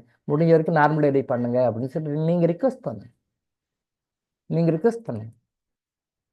அது நார்மல் டெலிவரி வரத்துக்கு ட்ரை பண்ணுங்க. முதல் சிசேரியனு, அப்புறம் அதுக்கு பிறகு அது ஒரு ஸ்டாம்ப் வச்சுருக்காங்க, இன்னொரு டெலிவரி ஆனால் அதுவும் சிசேரியன் தான் அப்படின்னு அப்படி ஃபார்முலா கொண்டு வந்துட்டாங்க. அப்படிலாம் ஒன்றும் கிடையாது. நாம் ஃபஸ்ட் டைம் பொதுவாகவே சிசேரியனே வேண்டான்னு சொல்லுவோம், 100% சிசேரியனே வேண்டான்னு சொல்லுவோம். 100% சிசேரியனே வேண்டாம் அப்படியே பண்ணிட்டாங்கன்னா கூட அடுத்தது வந்து சிசேரியன் இருக்கணும்னு அவசியமெல்லாம் கிடையாது. சில முறைகளை, சில ப்ரோட்டோக்கால் நம்ம சொல்கிறதெல்லாம் கரெக்டாக ஃபாலோ பண்ணினா அடுத்தது கூட சிசேரியன் இல்லாமல் இருக்கும். அந்த முறைகள்லாம் நிறைய இருக்காது, யாரும் ஃபாலோ பண்ணுறதில்லை. ஸோ அந்த குழந்தை வந்து நல்லபடியாக டெலிவரி ஆகி நல்லபடியாக குழந்தை பிறக்கணும். அந்த குழந்தை பிறக்கிறது வந்து தாய்க்கும் சரி அந்த குழந்தைக்கும் சரி 2 பேருக்குமே ஒரு சுகமான அனுபவமாக இருக்க வேண்டும். அந்த டெலிவரியில் சில பிரச்சனைகள் ஆச்சுன்னா குழந்தைங்களும் பாதிப்பாங்க. டெலிவரியில் சில பிரச்சனைகள் ஆச்சுன்னா அது குழந்தைகளும் பாதிப்பாங்க. அதுக்கு நிறைய உதாரணங்கள் இருக்குது. ஃப்யூச்சரில் எப்பயாவது வாய்ப்பு கிடைச்சா அப்படி சொல்லுவோம். குழந்தைய வந்து டெலிவரியில் சில சிக்கல்களாக இருந்தால் குழந்தையுடைய வாழ்க்கை எந்த அளவுக்கு பாதிக்குது, குழந்தையுடைய லைஃப் எந்த அளவுக்கு பாதிக்குது, பின்னாடி எப்பயாவது வாய்ப்பு கிடைச்சா சொல்லுவோம். நம்ம இறைவன் அனுமதித்தால் நம்ம சொல்லுவோம். பட் குழந்தைகள் பாதிக்குது, தாயும் பாதிக்கிறாங்க, தாயும் பாதிக்கிறாங்க, குழந்தையும் பாதிக்கிறாங்க, 2 பேரையும் பாதிக்கிறாங்க. அதனால இந்த பாதிப்பில் இருக்கக்கூடாதுன்றதுக்காக தான் சீமந்தத்து அன்னைக்கு நாம் வந்து தர்மம் பண்ணணும்னு சொல்றது. அந்த உணவுகள் எது கொடுக்குறோம், அந்த பூமுடிக்கு அன்னைக்கும் கொடுப்பாங்க, சீமந்தத்து அன்னைக்கும் கொடுப்பாங்க. அந்த உணவுகள் நம்ம சாப்பிட போகிற எல்லாருக்கும் இந்த முக்கியமாக அந்த தாய்க்கு கொடுக்கணும். அந்த 6 சுவை உணவும் அந்த தாய்க்கு உள்ளே போகும்பொழுது அந்த குழந்தை நல்லா ஆரோக்கியமாக வளரும். அதனால தான் அந்த அறுசுவையும் கலந்த உணவு கம்பல்சரியாக அன்னைக்கு கொடுப்பாங்க. ஆனால் இப்போ கொடுக்கல, அதை கூட கஷ்டம் மிஸ் பண்ணிடுறாங்க. இப்போ கூட நிறைய பேர் தெரியாமல், அறியாமை தான், இக்னரன்ஸ் தான். மற்ற சுவையெல்லாம் கொடுக்குறாங்க, 5 சுவையும் கொடுக்குறாங்க. பட் 6ஆவது சுவை கசப்பை வந்து மிஸ் பண்ணிடுறாங்க. சில பேர் விஷயம் தெரிஞ்சவங்க அது வந்து லட்சத்தில் ஒருத்தர் 2 பேர் தான் மாதிரி கொடுக்குறாங்க. கசப்பு சுவையும் கொஞ்சம் கலந்த மாதிரி ஏதாவது கொடுக்குறாங்க. பட் 99.99% வந்து கசப்பு மட்டும் மற்றெல்லாம் கொடுக்குறாங்க. அது என்ன காரணம்னா, எல்லா சுவைகளும் அந்த குழந்தைக்கு, அந்த தாய் சாப்பிட்டுனா 6 சுவைகளும் அந்த தாய்க்குள்ளே போச்சுன்னா அந்த 6 சுவைகளை அம்மா உணவும் போது அம்மாவின் உணவின் மூலமாக அந்த குழந்தை ஆரோக்கியமாக வளரும் அப்படின்றதுக்காகத்தான் அந்த வெரைட்டி ரைஸ் கொடுக்க ஆரம்பித்தாங்க. நீங்கள் பாருங்கள், மற்ற ஃபங்க்ஷனை விட இந்த பூச்சி விடுதலில் கொடுப்பாங்க, தென் சீமந்தில் கண்டிப்பாக கொடுப்பாங்க. ஏன் கொடுக்குறாங்கன்னு தெரியாது, என்னமோ சொல்கிறாங்க, அவங்க சொன்னாங்க, இவங்க சொன்னாங்க, 5 வெரைட்டியும் இந்த ரைஸா கொடுக்கணுமா அப்படின்னு சொல்லி கொடுத்துருவோம். யாருக்கும் காரணம் தெரியாது. 6 சுவைகளும் கலந்த உணவு வேணுன்றதுக்காக தான் அந்த ஃபங்க்ஷனை மட்டும் 6 சுவைகள் இருக்கிற மாதிரி வச்சாங்க. கசப்பு இன்னைக்கு விட்டாங்க, கசப்பு கொஞ்சம் ஆட் பண்ணிக்கணும். இது யாருக்குன்னா, அந்த கர்ப்பிணி பெண்ணுக்கு சாப்பிட்டா, அந்த கர்ப்பமான அந்த பெண் சாப்பிட்டா அந்த குழந்தை நல்லா ஆரோக்கியம் வளரும்ன்றதுக்காக கொண்டு வந்து கொடுத்த சிஸ்டம் அது. நேச்சுரலாக இந்த மாதிரி சிஸ்டம்லாம் வந்தாங்கன்னா தடுப்பூசி போட வேண்டிய அவசியமே கிடையாது. இந்த சிஸ்டமெல்லாம் வந்ததுன்னா தடுப்பூசி போட வேண்டிய அவசியமே கிடையாது. 10 ஊசி, 15 ஊசி, 5 வயசு 16 வயசு வரைக்கும் ஊசி போட்டுக்கிட்டே இருக்கணும். அதெல்லாம் இந்த காலத்து கல்ச்சர், தப்பான கல்ச்சர், தப்பு. பட் அந்த காலத்தில் நேச்சராக எல்லாமே இயற்கையாக கொண்டு வந்தாங்க. அந்த இயற்கையாக கொண்டு வரும்பொழுது நம்ம இயற்கையாக வாழ்ந்தோம், ஆரோக்கியமாக இருந்தோம். இன்னைக்கு அது இல்லை. ஆரோக்கியம் என்பது கேள்விக்குறி, கொஸ்டின் மார்க். இன்னைக்கு கொஸ்டின் மார்க்காக தான் இருக்குது. விஷயம் தெரிஞ்சவங்க படைச்சுக்குவாங்க, விஷயம் தெரியாதவங்க சஃபர் ஆகிட்டு இருப்பாங்க, அவ்வளோதான். ஸோ இந்த 6 சுவையும் ஏன் கொடுக்குறாங்க அப்படின்றதுக்காக தான், இந்த வெரைட்டி அதுக்காக தான் கொடுக்குறாங்க. ஸோ வளையல் போடுவாங்க. எதுக்காக வளையல் போடுறாங்க? பூ முடிக்கிற அன்னைக்கும் போடுவாங்க, சீமந்த அன்னைக்கும் போடுவாங்க, கை இது வரைக்கும் போடுவாங்க, சலக்கு. எதுக்காக போடுறாங்க தெரியாது, அதுவும் தெரியாது. என்றைக்குமே வளையல் அப்படின்றது வந்து அந்த கையில் இருக்கின்ற அந்த வர்ம புள்ளிகளை, அந்த சில வர்ம புள்ளிகளை ஆக்டிவேட் பண்ணுறதுக்காக தான் அந்த வளையல் போடுவாங்க. அந்த கையில் இருக்கிற வர்ம புள்ளிகளை ஆக்டிவேட் பண்ணுறதுனால என்ன ஆகும் அப்படின்னு சொன்னால், அவங்களுடைய அந்த மாத விளக்குன்னு சொல்கிறோம் இல்லையா, ஏஜ் அட்டன் பண்ணதுலேருந்தே அது ஒரு ஸ்டேஜ்லேயும் அந்த ஹார்மோனல் பேலன்ஸ் வரும்போது அந்த ஹார்மோனை வந்து பேலன்ஸ் எப்போல்லாம் பண்ணணும் அப்போல்லாம் கரெக்ட் பண்ணி கொடுக்கும். அதனால தான் பெண்களுக்கு வளையல் கண்டிப்பாக போடுவாங்க. பெண்களுக்கு வளையல் போட காரணம் என்ன, அந்த வர்மா பாயிண்ட்ஸ் அது வந்து ஆக்டிவேட் பண்ணி அந்த எனர்ஜைஸ் பண்ணிக்கிட்டே இருக்கும். அப்போ பண்ண என்ன ஆகும் அப்படின்னு சொன்னால், அவங்களுக்கு மென்சஸ் டைமில் எந்த பிரச்சனையும் வராது, நல்லா ஆரோக்கியமாக இருப்பாங்க. மென்சஸ் டைமில் ஒரு பிரச்சனையே இருக்காது, கேஷுவலாக இருக்கும். மென்சஸ் வந்து கேஷுவலாக இருக்கும். இன்னைக்கு கேஷுவலாக இல்லை, எல்லாருக்கும் அது வழி தரக்கூடிய, வேதனை தரக்கூடிய, துன்பத்தை தரக்கூடிய ஒரு நிகழ்வாக இருக்குது. இன்னைக்கு 100க்கு 98 பேர் மென்சஸ்னால, நான் ஏற்கனவே பல வகுப்புகளில் சொல்லியிருக்கேன், பல வீடியோவும் பதிவு பண்ணியிருக்கேன். நான் pre menstrual symptom, menstrual symptom, post menstrual symptom. Pre menstrual menses ஆரம்பிக்கிறதுக்கு 1 வீக், ஒரு வாரம் 4 நாள் முன்னாடியே ப்ராப்ளம் ஆரம்பிச்சிடும். மென்சஸ் டைமில் ப்ராப்ளம் இருக்கும், 3லேருந்து 5 நாள் வரைக்கும் இருக்கும் மென்சஸ். போஸ்ட் மென்சஸ் பிறகும் ஒரு 1 வீக் 10 days இருக்கும். 3 நாள் இல்லை, 5 நாள், 7 நாள், 10 நாளும் போகும், 15 நாளும் போகும். இந்த மாதிரி மாதவிலக்கு சம்மந்தப்பட்ட தொடர்பு பிரச்சனைகள்லாம் வரும். இதெல்லாம் அவாய்ட் பண்ணுறதுக்காக தான் அப்போ பெண் குழந்தைகளுக்கு வளையல் போட்டாங்க. அந்த வளையல் போட இந்த பாயிண்ட்டை முன்னாடி கையில் இருக்கிற அந்த பாயிண்ட்ஸ் எல்லாம் ஆக்டிவேட் ஆக அந்த ரீப்ரொடக்டிவ் சிஸ்டம், அந்த இனப்பெருக்க மண்டல இருக்கிற உறுப்புகள் எல்லாமே பக்காவாக வேலை செய்யும், பக்காவாக இருக்கும். இன்னைக்கு அப்படி இல்லை, வளையலே போகிறது இல்லை, வெறும் கையோடு போகிறாங்க. இல்லைனா ஒரு வளையல் போட்டுக்கிறாங்க, வாட்ச் கட்டிக்கிறாங்க, ஒரு வளையல் போட்டுக்கிறாங்க, அவ்வளோதான். ஆம்பளைங்க மாதிரி இவங்களும் இருக்கிறாங்க, நானும் ஈக்குவலாக இருக்கிறோம், ஆம்பளைங்க மாதிரி நாங்களும் வளையல்லாம் போட்டுக்க மாட்டோம். வளையல் போட்டுக்க நல்ல கல்ச்சர். மெட்டல் வளையல் போட்டுக்கலாம், தங்கம் போடலாம், வெள்ளி போடலாம், மற்ற மெட்டல் வளையல் போடலாம், தப்பு இல்லை. கண்ணாடி வளையல் போடுவாங்க. கண்ணாடி வளையல் வந்து இப்போ ரீசெண்டாக வந்தது தான். கண்ணாடி வளையல்னால நன்மையும் இல்லை தீமையும் இல்லை, நன்மையும் இல்லை தீமையும் இல்லை, நார்மல். ஓகே. பிளாஸ்டிக் வளையல் தான் போடுவாங்க சில பேர். பிளாஸ்டிக் வளையல் போடுவாங்க. பிளாஸ்டிக் வளையல் போடுறதுனால பாடி ஹீட் ஆகும். பிளாஸ்டிக்கில் வளையல் விற்கிறாங்க நிறைய பேர், அதையும் வாங்கி சில பேர் போடுவாங்க. அந்த பிளாஸ்டிக் வளையல் போடும்போது பாடி ஹீட் ஆகும். அந்த ஹீட் என்னாகும், அந்த பாயிண்ட்ஸ் எல்லாம் கொஞ்சம் ஹீட் பண்ணி விடும். அந்த எண்டோக்ரைன் கிளாண்ட்ஸு, ரீப்ரொடக்டிவ் சிஸ்டம், அதை வந்து இனப்பெருக்க மண்டலம்னு சொல்லுவாங்க. அது சம்மந்தப்பட்ட உறுப்புகளை வந்து இது கொஞ்சம் உரைச்சி அதை கண்டிஷன் பண்ணும். இந்த பிளாஸ்டிக் வளையல், ரப்பர் வளையல் இதெல்லாம் போடும்போது கொஞ்சம் ஹீட் பண்ணி விடும். ஆனால் முடிஞ்ச வரைக்கும் இந்த பிளாஸ்டிக்கு, ரப்பர் இந்த மாதிரி வளையல்லாம் அவாய்ட் பண்ணுங்க. மெட்டல் வளையல் போடுங்க. தங்கம், வெள்ளி இந்த மாதிரி எல்லாராலையும் போட முடியாது. அப்போது சங்கு வளையல் நிற்கும். அது ஒரு ஃபேஷனாக வாங்கி போடுங்க. அது அசிங்கம், அது கேவலம், சங்கு வளையெல்லாம் போடுறது. சங்கு வளையல் பாடிக்கு நல்லதை கொடுக்கும், நல்ல விஷயத்தை கொடுக்கும். தங்கம் வளையல் என்ன கொடுக்குதோ, வெள்ளி வளையல் என்ன கொடுக்குதோ அதுக்கு அந்த ரிசல்ட்டை கொடுக்கும். பட் எல்லாரும் தங்கம் போட முடியாது, எல்லாரும் வெள்ளி போட முடியாது. பட் சங்கு வளையல் எல்லாருமே போட்டுக்கலாம். ரியல் சங்கு கடலிருந்து எடுக்குதுன்னு அந்த சங்கு வளையல் கல்கட்டா சைடில், வெஸ்ட் பெங்கால் சைட்லாம் அது கொஞ்சம் நிறைய யூஸ் பண்ணுறாங்க, அங்கேயெல்லாம் நிறைய போடுறாங்க. நம்ம சைடு யாரும் போடுறதில்லை. பட் அந்த சங்கு வளையல் வந்து நல்லது உடம்புக்கு. சங்கு வளையல் போடலாம். அதான் முறையே சங்கு வளையல் தான், தங்குலேருந்து எடுத்த வளையல். அது இயற்கையான வளையல். அந்த வளையல் வந்து உடம்புக்கு நல்ல ஆரோக்கியத்தை கொடுக்கும் எல்லா கண்டிஷன்லையுமே. ப்ரெக்னன்சி பீரியடில் மட்டும் கிடையாது, ப்ரெக்னன்சி இல்லாத டைம்லையும், ப்ரெக்னன்சிக்கு முன்னாடியும் ப்ரெக்னன்சிக்கு பின்னாடியும் எல்லா டைம்லையும் பெண்கள் வந்து அந்த சங்கு வளையல் போட்டிங்க அப்படின்னா ஆரோக்கியம் ரொம்ப நல்லா இருக்கும். மாதவிளக்கு கோளாறுகள் தொந்தரவு இருக்காது, குழந்தை பேருக்கால தொந்தரவுகள் இருக்காது. இன்னும் நிறைய இருக்குது. அந்த பிறந்த குழந்தைக்கு தாய்ப்பால் கிடைக்கிறது கூட இது வந்து இனிஷியேட் பண்ணி கொடுக்கும். நல்லா இனிஷியேட் பண்ணி அந்த செக்ரேஷன்ஸ் எல்லாம், ஹார்மோன் செக்ரேஷன் வச்சு குழந்தைக்கு தாய்ப்பால் கூட கிடைக்க வைக்கும். இன்றைக்கி நிறைய அரௌண்ட் ஒரு 70 to 80% ஆஃப் த விமன் வந்து பால் கிடைக்கல, தாய்ப்பால் கிடைக்கல சார்ன்றாங்க. தாய்ப்பால் கிடைக்கல. அப்போ தாய்ப்பால் கிடைக்கணும்போ என்ன ஆப்ஷன் அடுத்தது? வேறு பால், பேக்கெட் பால், அப்படி இல்லைன்னா பவுடரு, நிறைய டின்னாக விற்கிறாங்க. அது பெரிய $1 billion பிஸ்னஸ். அது டின்னாக விற்கிறாங்க. அதை பவுடரை வாங்கி கொடுக்குறாங்க. அப்போ உண்மையான தாய்ப்பால் கொடுக்கறது இல்லை. உண்மையான தாய்ப்பால் அதாவது 2 கேட்டகரியாக பிரிக்கலாம். தாய்ப்பால் கொடுக்கணும்னு நினைக்கிறாங்க, தாய்ப்பால் கிடைக்கல, இது ஒரு கேட்டகரி. தாய்ப்பால் கொடுத்தா அடகு போயிடும்னு நினைக்கிறாங்க, அது ஒரு கேட்டகரி. அப்படியும் இருக்காங்க. தாய்ப்பால் கொடுத்தா அடகு போயிடும், கண்டிப்பாக பிரஸ்ட் கேன்சர் சத்தியமாக வரும். எழுதி வச்சுக்கோங்க. நான் வந்து தாய்ப்பால் கொடுத்தா எனக்கு அடகு போயிடும், நான் வந்து பால் கொடுக்க மாட்டேன் அப்படின்னு சொல்லி இருந்தாங்கன்னா 100% இன்றைக்கி சொல்கிறேன், டேட் போட்டு டைம் போட்டு டாக்டர் சொன்னாங்க எழுதி வச்சுக்கோங்க, கண்டிப்பாக பிரஸ்ட் கேன்சர் ரிசர்வ்டு கண்டிப்பாக வரும். அப்போது நாங்களாம் தாய்ப்பால் கொடுத்துமே சார், அப்புறம் நாங்களாம் தாய்ப்பால் கொடுத்துமே அப்புறம் எங்களுக்கு சார் பிரஸ்ட், அது நிறைய காரணங்கள். இதுவும் ஒன் ஆஃப் த ரீசன் சொல்ல வரேன். தாய்ப்பால் குழந்தைக்கு கொடுக்கலை அப்படின்னு சொன்னால் அதனுடைய பனிஷ்மெண்ட்டு டிவைன் வேறு மாதிரி கொடுப்பாரு. அந்த டிவைன் கொடுக்குற பனிஷ்மெண்ட்டில் ஒரு பனிஷ்மெண்ட்டு பிரஸ்ட் கேன்சரும் வரும்னு சொல்லுங்கள். அப்போது எல்லாருக்கும் பிரஸ்ட் கேன்சர் வருமா? இல்லை, பிரஸ்ட் கேன்சரும் வரும், வேறு பனிஷ்மெண்ட்டும் கொடுப்பார். குழந்தைக்கு தாய்ப்பால் கொடுக்க வேண்டிய கடமை தாயினுடைய கடமை. உங்கள் அடகு போயிடும்னு சொல்லிட்டு கொடுக்காத தாய்மகள் நிறைய பேர் இப்போ கூட இருக்காங்க. அவங்களுக்கெல்லாம் கண்டிப்பாக பிரஸ்ட் கேன்சர் வரும். இல்லைன்னா பிரஸ்ட் கேன்சர் ஈக்குவலாக வேறு ப்ராப்ளம் உள்ளே வரும். கேன்சர் சம்மந்தப்பட்ட பிரச்சனை டெஃபினட்டாக வரும், சத்தியமாக வரும். எஸ்கேப் ஆக முடியாது. இதான் உண்மை. கடவுளுடைய விருப்பத்தை கடவுளுக்கு எதிராக செயல்படுகிறார்கள், தப்பு. அப்போ நீங்கள் குழந்தைய பற்றுக்கூடாது. குழந்தைய வேண்டாம் விட்டுறணும்.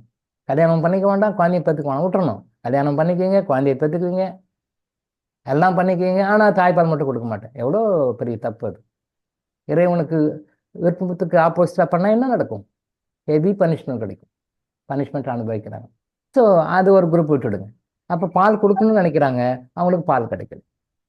நிறைய மூலிகை மருந்துகள்லாம் இருக்குது.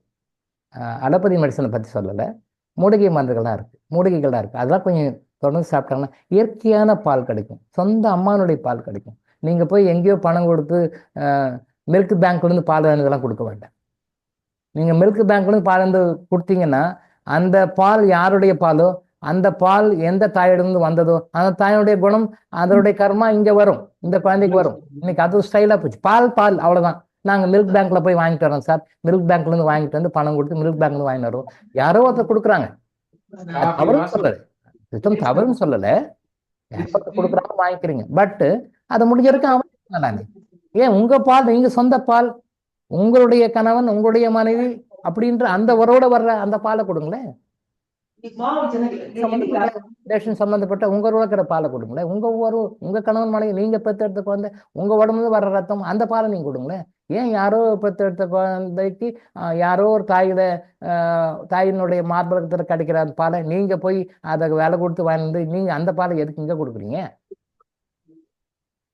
பால் கிடைக்க வாய்ப்பு இல்லைன்னு கொடுக்கலாம், தப்பு இல்லை. பட் அது முடிஞ்ச வரைக்கும் அவாய்ட் பண்ணலாமே, முடிஞ்ச வரைக்கும் அவாய்ட் பண்ணலாமே. நீங்க பால்னு பாக்குறீங்க, உங்க பாலுக்கும் இன்னொருத்தருடைய பாலுக்கும் வித்தியாசம் இருக்கு. அதனால முடிஞ்ச வரைக்கும் அந்த தப்பு பண்றவங்களாம் பண்ண வேண்டாம். அந்த மில்க் பேங்க் இருக்கட்டும், யாரோ வாங்கிக்கிட்டும், யாரோ கொடுத்துக்கிட்டும், யாரோ நெகட்டிவ் கர்மா இருக்கும் வாங்கிக்கிட்டும் கொடுத்துக்கிட்டும். நீங்க ஏன் போறீங்க? அதுக்கு போகாத நீங்க வாங்கி கொடுக்க மாதிரி பாருங்க. பால் இல்லை பால்ட்ரின்னு வாங்கி கொடுக்குறீங்க, அது உடம்புல எப்படி ஆரோக்கியமா வளரும்?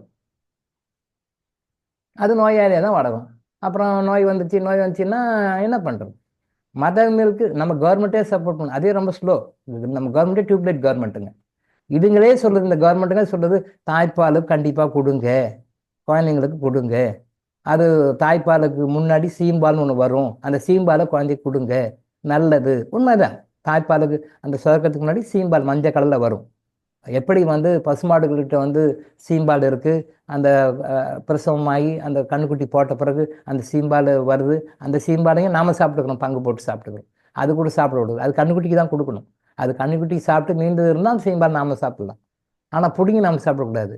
அந்த மாதிரி பசுமாட்டு சீம்பால் சாப்பிட்டா உடம்புக்கு நல்லா தெம்புன்னு கொடுக்குறோமோ, அதே மாதிரி தாய்க்கு அந்த முதல்ல சுரக்கிற அந்த சீம்பால் மஞ்சள் கலர் இருக்கும், அந்த சீம்பால் குழந்தைக்கு கண்டிப்பாக கொடுக்கணும். அது நல்ல ஆரோக்கியமாக வளரும், குழந்தை ஆரோக்கியமாக வளரும். இதை விட ஒரு தடுப்பூசியெல்லாம் எந்த கவர்மெண்ட்டும் கொடுத்துட முடியாது, நீங்களும் போட்டுட முடியாது. இந்த தாய்ப்பாலை விட, தாய்ப்பால் கிடைக்கிறதுக்கு முன்னாடி கிடைக்கிற சீம்பாலை விட ஒரு எந்த கவர்மெண்ட்டும் கொடுக்க முடியாது, எந்த கவர்மெண்ட்டும் கொடுக்க முடியாது. அவ்வளோ அருமையான விஷயம். அந்த பாலை கொடுங்க. நீங்க 10 தடுப்பூசி 15 தடுப்பூசி போட்டதுக்கு ஈக்குவலான பலன் கிடைக்கும். நீங்க 15-16 வயசு வரைக்கும் தடுப்பூசி போடுறீங்களே, அந்த தடுப்பூசிக்கும் ஈக்குவலான பலன் கிடைக்கும். ஆனா அந்த தடுப்பூசி போட்டாலும் குழந்தை நோய்களாக வளருதுன்னு தான் உண்மை. இத்தனை தடுப்பூசி போடுறாங்க, ஆரோக்கியமா இருக்குன்னா இல்லை. ரிப்போர்ட்ஸ் எடுத்து போட்டோம்னா, நான் இந்த ஊசி போட்டேன் சார், இந்த ஊசி போட்டேன் சார், இந்த ஊசி போட்டேன், கரெக்டாக போட்டேன் சார், ஒரு ஊசி கூட பாக்கி இல்லை சார் அப்படின்னுவாங்க. ரைட், ஓகே, ஆமா எல்லா ஊசியும் தடுப்பாக போட்டு, அப்புறம் ஏன் குழந்தைக்கு இது வரும்னா மொழிப்பாங்க, தெரியல. டாக்டர் சொன்னார் சார், டெலிவரி டைம்ல ஒரு லிஸ்ட் கொடுத்தாங்க சார், நான் கரெக்டாக போட்டு வரேன் சார், கரெக்டாக எந்த ஊசி மிஸ் பண்ணுறது, கரெக்டாக சொன்ன மாதிரி கரெக்டாக சொன்ன மாதிரி தான் போட்டு வருங்க, அப்புறம் ஏன் குழந்தை கூட்டு வந்துக்கிறீங்க, உடம்பு பிரச்சனை ஆகிட்டு மொழிப்பாங்க. தெரியல அவங்களுக்கு, பாவம், அவங்க சொல்லிட்டாங்க, நானும் போட்டேன் சார், ஆனால் நோய் இருக்கு சார். ஒன்றும் பிரயோஜனமே இல்லை. தடுப்பூசிலாம் சும்மா வேஸ்ட், என்ன சொல்றது, அற்ற ஃப்ராடு அது. அது அவங்களும் கொடுக்குறாங்க, கவர்மெண்ட்டும் வாங்குது, ரெக்கமெண்ட் பண்ணுறது, போடுறாங்க, மக்களும் கஷ்டப்பட்டு இருக்காங்க. அற்ற வேஸ்ட் அது. போட்டுருங்க, முடிஞ்ச வரைக்கும் அவாய்ட் பண்ண பாருங்க. ஸோ அந்த வளையல் சங்கு வளையல் வாங்கி போட்ட பாருங்க. சங்கு வளையல் அது எப்பயுமே போடலாம், எப்பயுமே போடலாம். சார் மீட் பண்ணிக்கோங்க, டோட்டல் மீட் பண்ணிடும். அந்த சங்கு வளையல்ன்றது ப்ரெக்னன்சி டைம் தான் போடல, சின்ன குழந்தையா இருக்கும்போது எப்போ வேணாலும் போடலாம். அவங்க குழந்தை வளர அதுக்கு மாதிரி சைஸ் வாங்கி சங்கு வளையல் போடுங்க. அது எல்லா நன்மைகளையும் கொடுக்கும், நிறைய நன்மைகள் கொடுக்கும். ஈக்குவலன் டு கோல்டு. எல்லாராலையும் கோல்டு போட முடியாது இல்லையா, ஆனால் அந்த படங்களை கொடுக்கும். கோல்டு போடுற கூட நான் கை முடிச்சா போட போகிறாங்க, ஏதோ 1-2 போடுவாங்க, அவ்வளோதான், 1-2 போடுவாங்க, அவ்வளோதான். பட் நீங்கள் இந்த பூமுடித்தல் செரிமனிலையும் சீமந்தம் செரிமனிலையும் பாருங்கள், வரவங்கெல்லாம் நலங்கு வச்சு 2 வளையல் மாட்டுவாங்க, 2 வளையலோ 1 வளையலோ மாட்டுவாங்க. கூட்டத்தை பொறுத்து, ப்ளஸ் பண்ண வந்த பெண்களை பொறுத்து. நிறைய பேர் இருந்தால் 1 வளையல், கொஞ்சம் கம்மியாக இருந்தால் 2 வளையல், அப்படி போட்டு கொடுப்பாங்க. நல்லா போட்டால் இது வரைக்கும் வரும், இது வரைக்கும் சலங்கு வரும். நல்லதுதான், அது அப்படியே இருக்கணும், அது அப்படியே கண்டினியூ ஆகணும். அது உள்ளே போயிட்டு வைப்ரேட் ஆகி அந்த ப்ரெஷர் கொடுக்க அந்த பாயிண்ட் டச் ஆக அந்த குழந்தை நல்லபடியாக ஆரோக்கியமாக வளரும். ஸோ சில மூலிகை மருந்துகள்லாம் இருக்குது, அது மருந்துன்னு நம்ம சொல்கிறோம், மருந்து கிடையாது, உணவு. அது மருந்து கிடையாது, உணவு. அது அந்த உணவுகள்லாம் நீங்கள் கரெக்டாக சாப்பிட்டே வந்தீங்கன்னா குழந்தை நார்மல் டெலிவரி ஆகும். அப்படி நார்மல் டெலிவரி ஆகலை, இது ரொம்ப காம்ப்ளிகேட்டடுங்க, குழந்தை இப்படி ஆகிப்போச்சு அப்படி ஆகிப்போச்சு அப்படி சொன்னால் அது முழுக்க கமர்ஷியலுக்காக அவங்க சொல்கிற காரணம் தானே ஒழிய ரியலிஸ்டிக்காக ரியலாக அந்த மாதிரி இருக்காது. இப்போ டே 1ல இருந்து டாக்டர்கிட்ட போகிறாங்க. முன்னெல்லாம் கன்ஃபார்ம் பண்ணுவாங்க, கன்ஃபார்ம் பண்ணால் அதோட சரி அவர் தான் டெலிவரிக்கு தான் போவாங்க. பட் இப்போ ஹெல்த் அவேர்னஸ் ரொம்ப அதிகமாகி போச்சு மக்கள்கிட்ட. ஹெல்த் அவேர்னஸ் அதிகமாகிடுச்சின்னு ஒரு பக்கம் அவேர்னஸ் இருந்தாலும் தப்பான ரூட்டை ஃபாலோ பண்ணுறாங்க, அதுதான் முக்கியம். ஹெல்த் அவேர்னஸ் அப்போ இல்லை, ஆனால் அவேர்னஸ் இல்லாமையே அவங்க ஆரோக்கியமாக இருந்துட்டாங்க, கரெக்டாக இருந்துட்டாங்க. இப்போ அவேர்னஸ் வச்சிருக்கு, அவேர்னஸை தப்பாக ஃபாலோ பண்ணிருக்கிறோம். அவங்களுக்கு அவேர்னஸ் இல்லை. நம்ம முன்னாடி வாழ்ந்தவங்களுக்கு அவேர்னஸ் கிடையாது. ஆனால் அவேர்னஸ் இல்லாமையே நேச்சுரலாகவே அவங்க ஆரோக்கியமாக வாழ்ந்துட்டாங்க. நாம் இன்னைக்கு வந்து அவேர்னஸ்ன்னு வச்சுட்டு அவேர்னஸாக இருக்குன்னு நம்ம நினைக்கிறோம். ஆனால் அவேர்னஸ்க்கு ஆப்போசிட்டான விஷயம் ஃபாலோ பண்ணுறோம். லைஃப்பில் ஆப்போசிட்டாக ஃபாலோ பண்ணிட்டு இருக்கிறோம். நம்ம செய்யறது எல்லாமே தப்பு தப்பு தப்பு. காலிலேருந்து நைட் படுக்கிறது எல்லாம் தப்பு தப்பாக பண்ணிக்கிறோம். ஆனால் நமக்கு பேர் அவேர்னஸ்னு வச்சுக்கிறோம். நம்ம அவேர்னஸ் ஹெல்த் அவேர்னஸ் வச்சுக்கிறோம். ஹெல்த் அவேர்னஸ் அப்படின்னு சொல்லிக்கிறோம். Health awareness. நைட்டு 10:30 மணிக்கு ஒருத்தர் ஜாகிங் ஓட்டுக்கிறாரு. நைட் 10:30 மணி இருக்குங்க பக்கத்தில் அப்பார்ட்மெண்ட்டு. நான் அடிக்கடி சொல்லுவேன், நல்ல ரிச் பீப்புள், நல்ல எஜுகேட்டட் பீப்புள் இருக்கிற அப்பார்ட்மெண்ட்டு, பெரிய அப்பார்ட்மெண்ட்டு. நைட் 10:30 மணிக்கு 11 மணிக்கு ஓட்டுக்கிறார், ரவுண்ட் அடிச்சுங்கிறார் கிரவுண்டை சுற்றிட்டு. இது என்ன அவேர்னஸ்? இது என்ன அவேர்னஸ்? அவேர்னஸ் தான், ஹெல்த் அவேர்னஸ் தான். நைட் 10:30 மணிக்கா ஓடுவாங்க. ஓடுறாரு 3 ரவுண்ட் 4 ரவுண்ட் ஓடுறாரு. நானும் 4 தடவை பார்த்து உள்ளே வந்துட்டேன், எனக்கு வேலை இருக்குன்னு வந்துட்டேன். ஒன்று எவ்வளோ நேரம் ஓடினாரே தெரியல, ஓடுறாரு. இதுதான் அவேர்னஸ், தப்பான அவேர்னஸ். நைட்டு ஜாக்கிங் ஓடணும்னா தப்பு நைட்டு 11 மணிக்கு அந்த சத்தம் வருது. என்னடா சத்தம் போய் பார்த்தா ஓடுறாரு. என்ன ஓடுறாருன்னு சொல்லி பார்த்தா 3 ரவுண்டு ஓடினார், 4 ரவுண்டு. இதுக்கு மேலே நமக்கு டைம் ஆச்சு, நான் காலைல கிளாஸ்க்கு வரணுன்ட்டு நான் வந்துட்டேன். எவ்வளோ நேரம் ஓடினா தெரியும். இது தப்பு. Awareness wrong awareness. ஜிம்மில் போய் ஒர்க் அவுட் பண்ணுறாங்க, நைட் 10:30 மணிக்கு ஒர்க் அவுட் பண்ணுறாங்க. நைட் 10:30 மணிக்கு ஒர்க் அவுட் பண்ணிட்டுருக்காங்க. 10:30 மணிக்கு ஒர்க் அவுட் பண்ணுவாங்க. கேட்டால் எனக்கு ஆஃபீஸ் முடிஞ்சு டைம் முடிச்சு. சரி, ஆஃபீஸ் முடிஞ்சு டைம் முடிச்சு வந்தீங்க. ஒரு அவேர்னஸ்னா இப்படியா அவேர்னஸ்? இது ராங் அவேர்னஸ். ஹெல்த் அவேர்னஸ் தான், பட் ராங் அவேர்னஸ். 10:30 மணிக்கு 11 மணிக்கு ஜிம் எக்ஸசைஸ் பண்ணிட்டு இருக்காரு. ஜிம்மில் போய் ஏதோ கை காலாட்டி ஏதோ பண்ணிட்டு இருக்காரு. என்ன சொல்லுவீங்க? 12:30 1 மணிக்கு யோகாசனம் பண்ணுறாங்க. குரூப்பாக லேடிஸ். நம்ம வீட்டு பக்கத்தில் ஒரு அப்பார்ட்மெண்ட் இருக்குது. அந்த அப்பார்ட்மெண்ட்டில் 12 1 மணிக்கு எல்லா உமன் எல்லாம் ஹவுஸ் ஒய்ஃப்ஸ் போல் இருக்குது.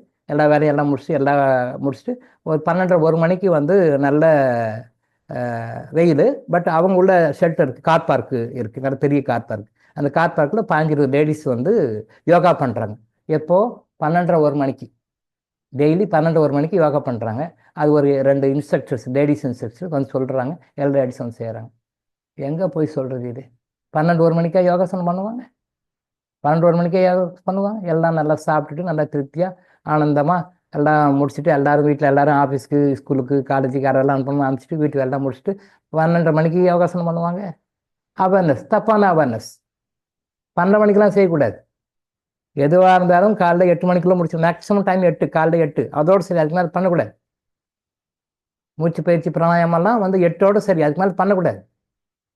அதே மாதிரி ஈவினிங் அப்படின்னு சொன்னால் ஈவினிங்கில் அந்த 4 to 6 ஆர் 4 to 8, மேக்ஸிமம் 8 மணி 7 மணிக்குள்ளே முடிச்சுக்கணும். அதுக்கு மேலே போகக்கூடாது. நைட்டில் கூட 7 மணிக்கு மேலே இந்த மாதிரி எக்ஸசைஸ் எல்லாம் பண்ணக்கூடாது. நைட் 11 மணிக்கு ஜிம்மில் பண்ணுறாங்க. இவங்க 12 1 மணிக்கு யோகாசனம் பண்ணுறாங்க, மூச்சு பயிற்சி பண்ணுறாங்க. 12 1 மணிக்கு மூச்சு பயிற்சி, பிராணாயாமம், நாடி சுற்றி யோகா பண்ணுறாங்க.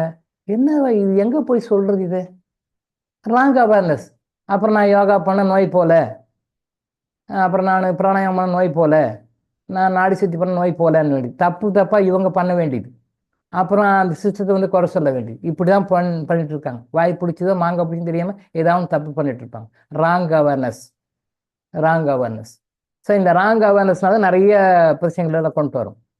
சீமந்த் அன்னைக்கு தர்மம் பண்ணும்போது, சீமந்த் அன்னைக்கு செய்கின்ற தர்மம் இந்த மாதிரி காம்ப்ளிகேஷன்ஸ் எல்லாம் அவாய்ட் பண்ணும். டெலிவரியில் இருக்கிற காம்ப்ளிகேஷன்ஸு, டெலிவரி நடக்கிறதுனால காம்ப்ளிகேஷன் 2 சைடில் வரும். அம்மா சைடில் வரும், குழந்தை சைடில் வரும். சில வகைகளில் சில கேஸில் குழந்தை பாதிப்பாங்க, அம்மா நல்லா இருப்பாங்க. சில வகையில் அம்மா பாதிப்பாங்க, குழந்தை நல்லாயிருக்கும். அம்மா பாதிச்சிருவாங்க, ஏதாவது வகையில் பாதிப்பாங்க, குழந்தை நல்லாயிருக்கும். சில கேஸில் 2 பேருமே பாதிப்பாங்க. அம்மாவும் பாதிப்பாங்க, குழந்தையும் 2 பேருமே பாதிப்பாங்க. அப்புறம் வந்து இப்போ ரீசெண்டாக கொண்டு வந்துட்டாங்க, டயபெட்டிஸ் கொண்டு வந்துட்டாங்க. அந்த டெலிவரி டைமில் டயபெட்டிஸ் வந்துடும், டெலிவரி டைமில் பிபி வந்துடும்.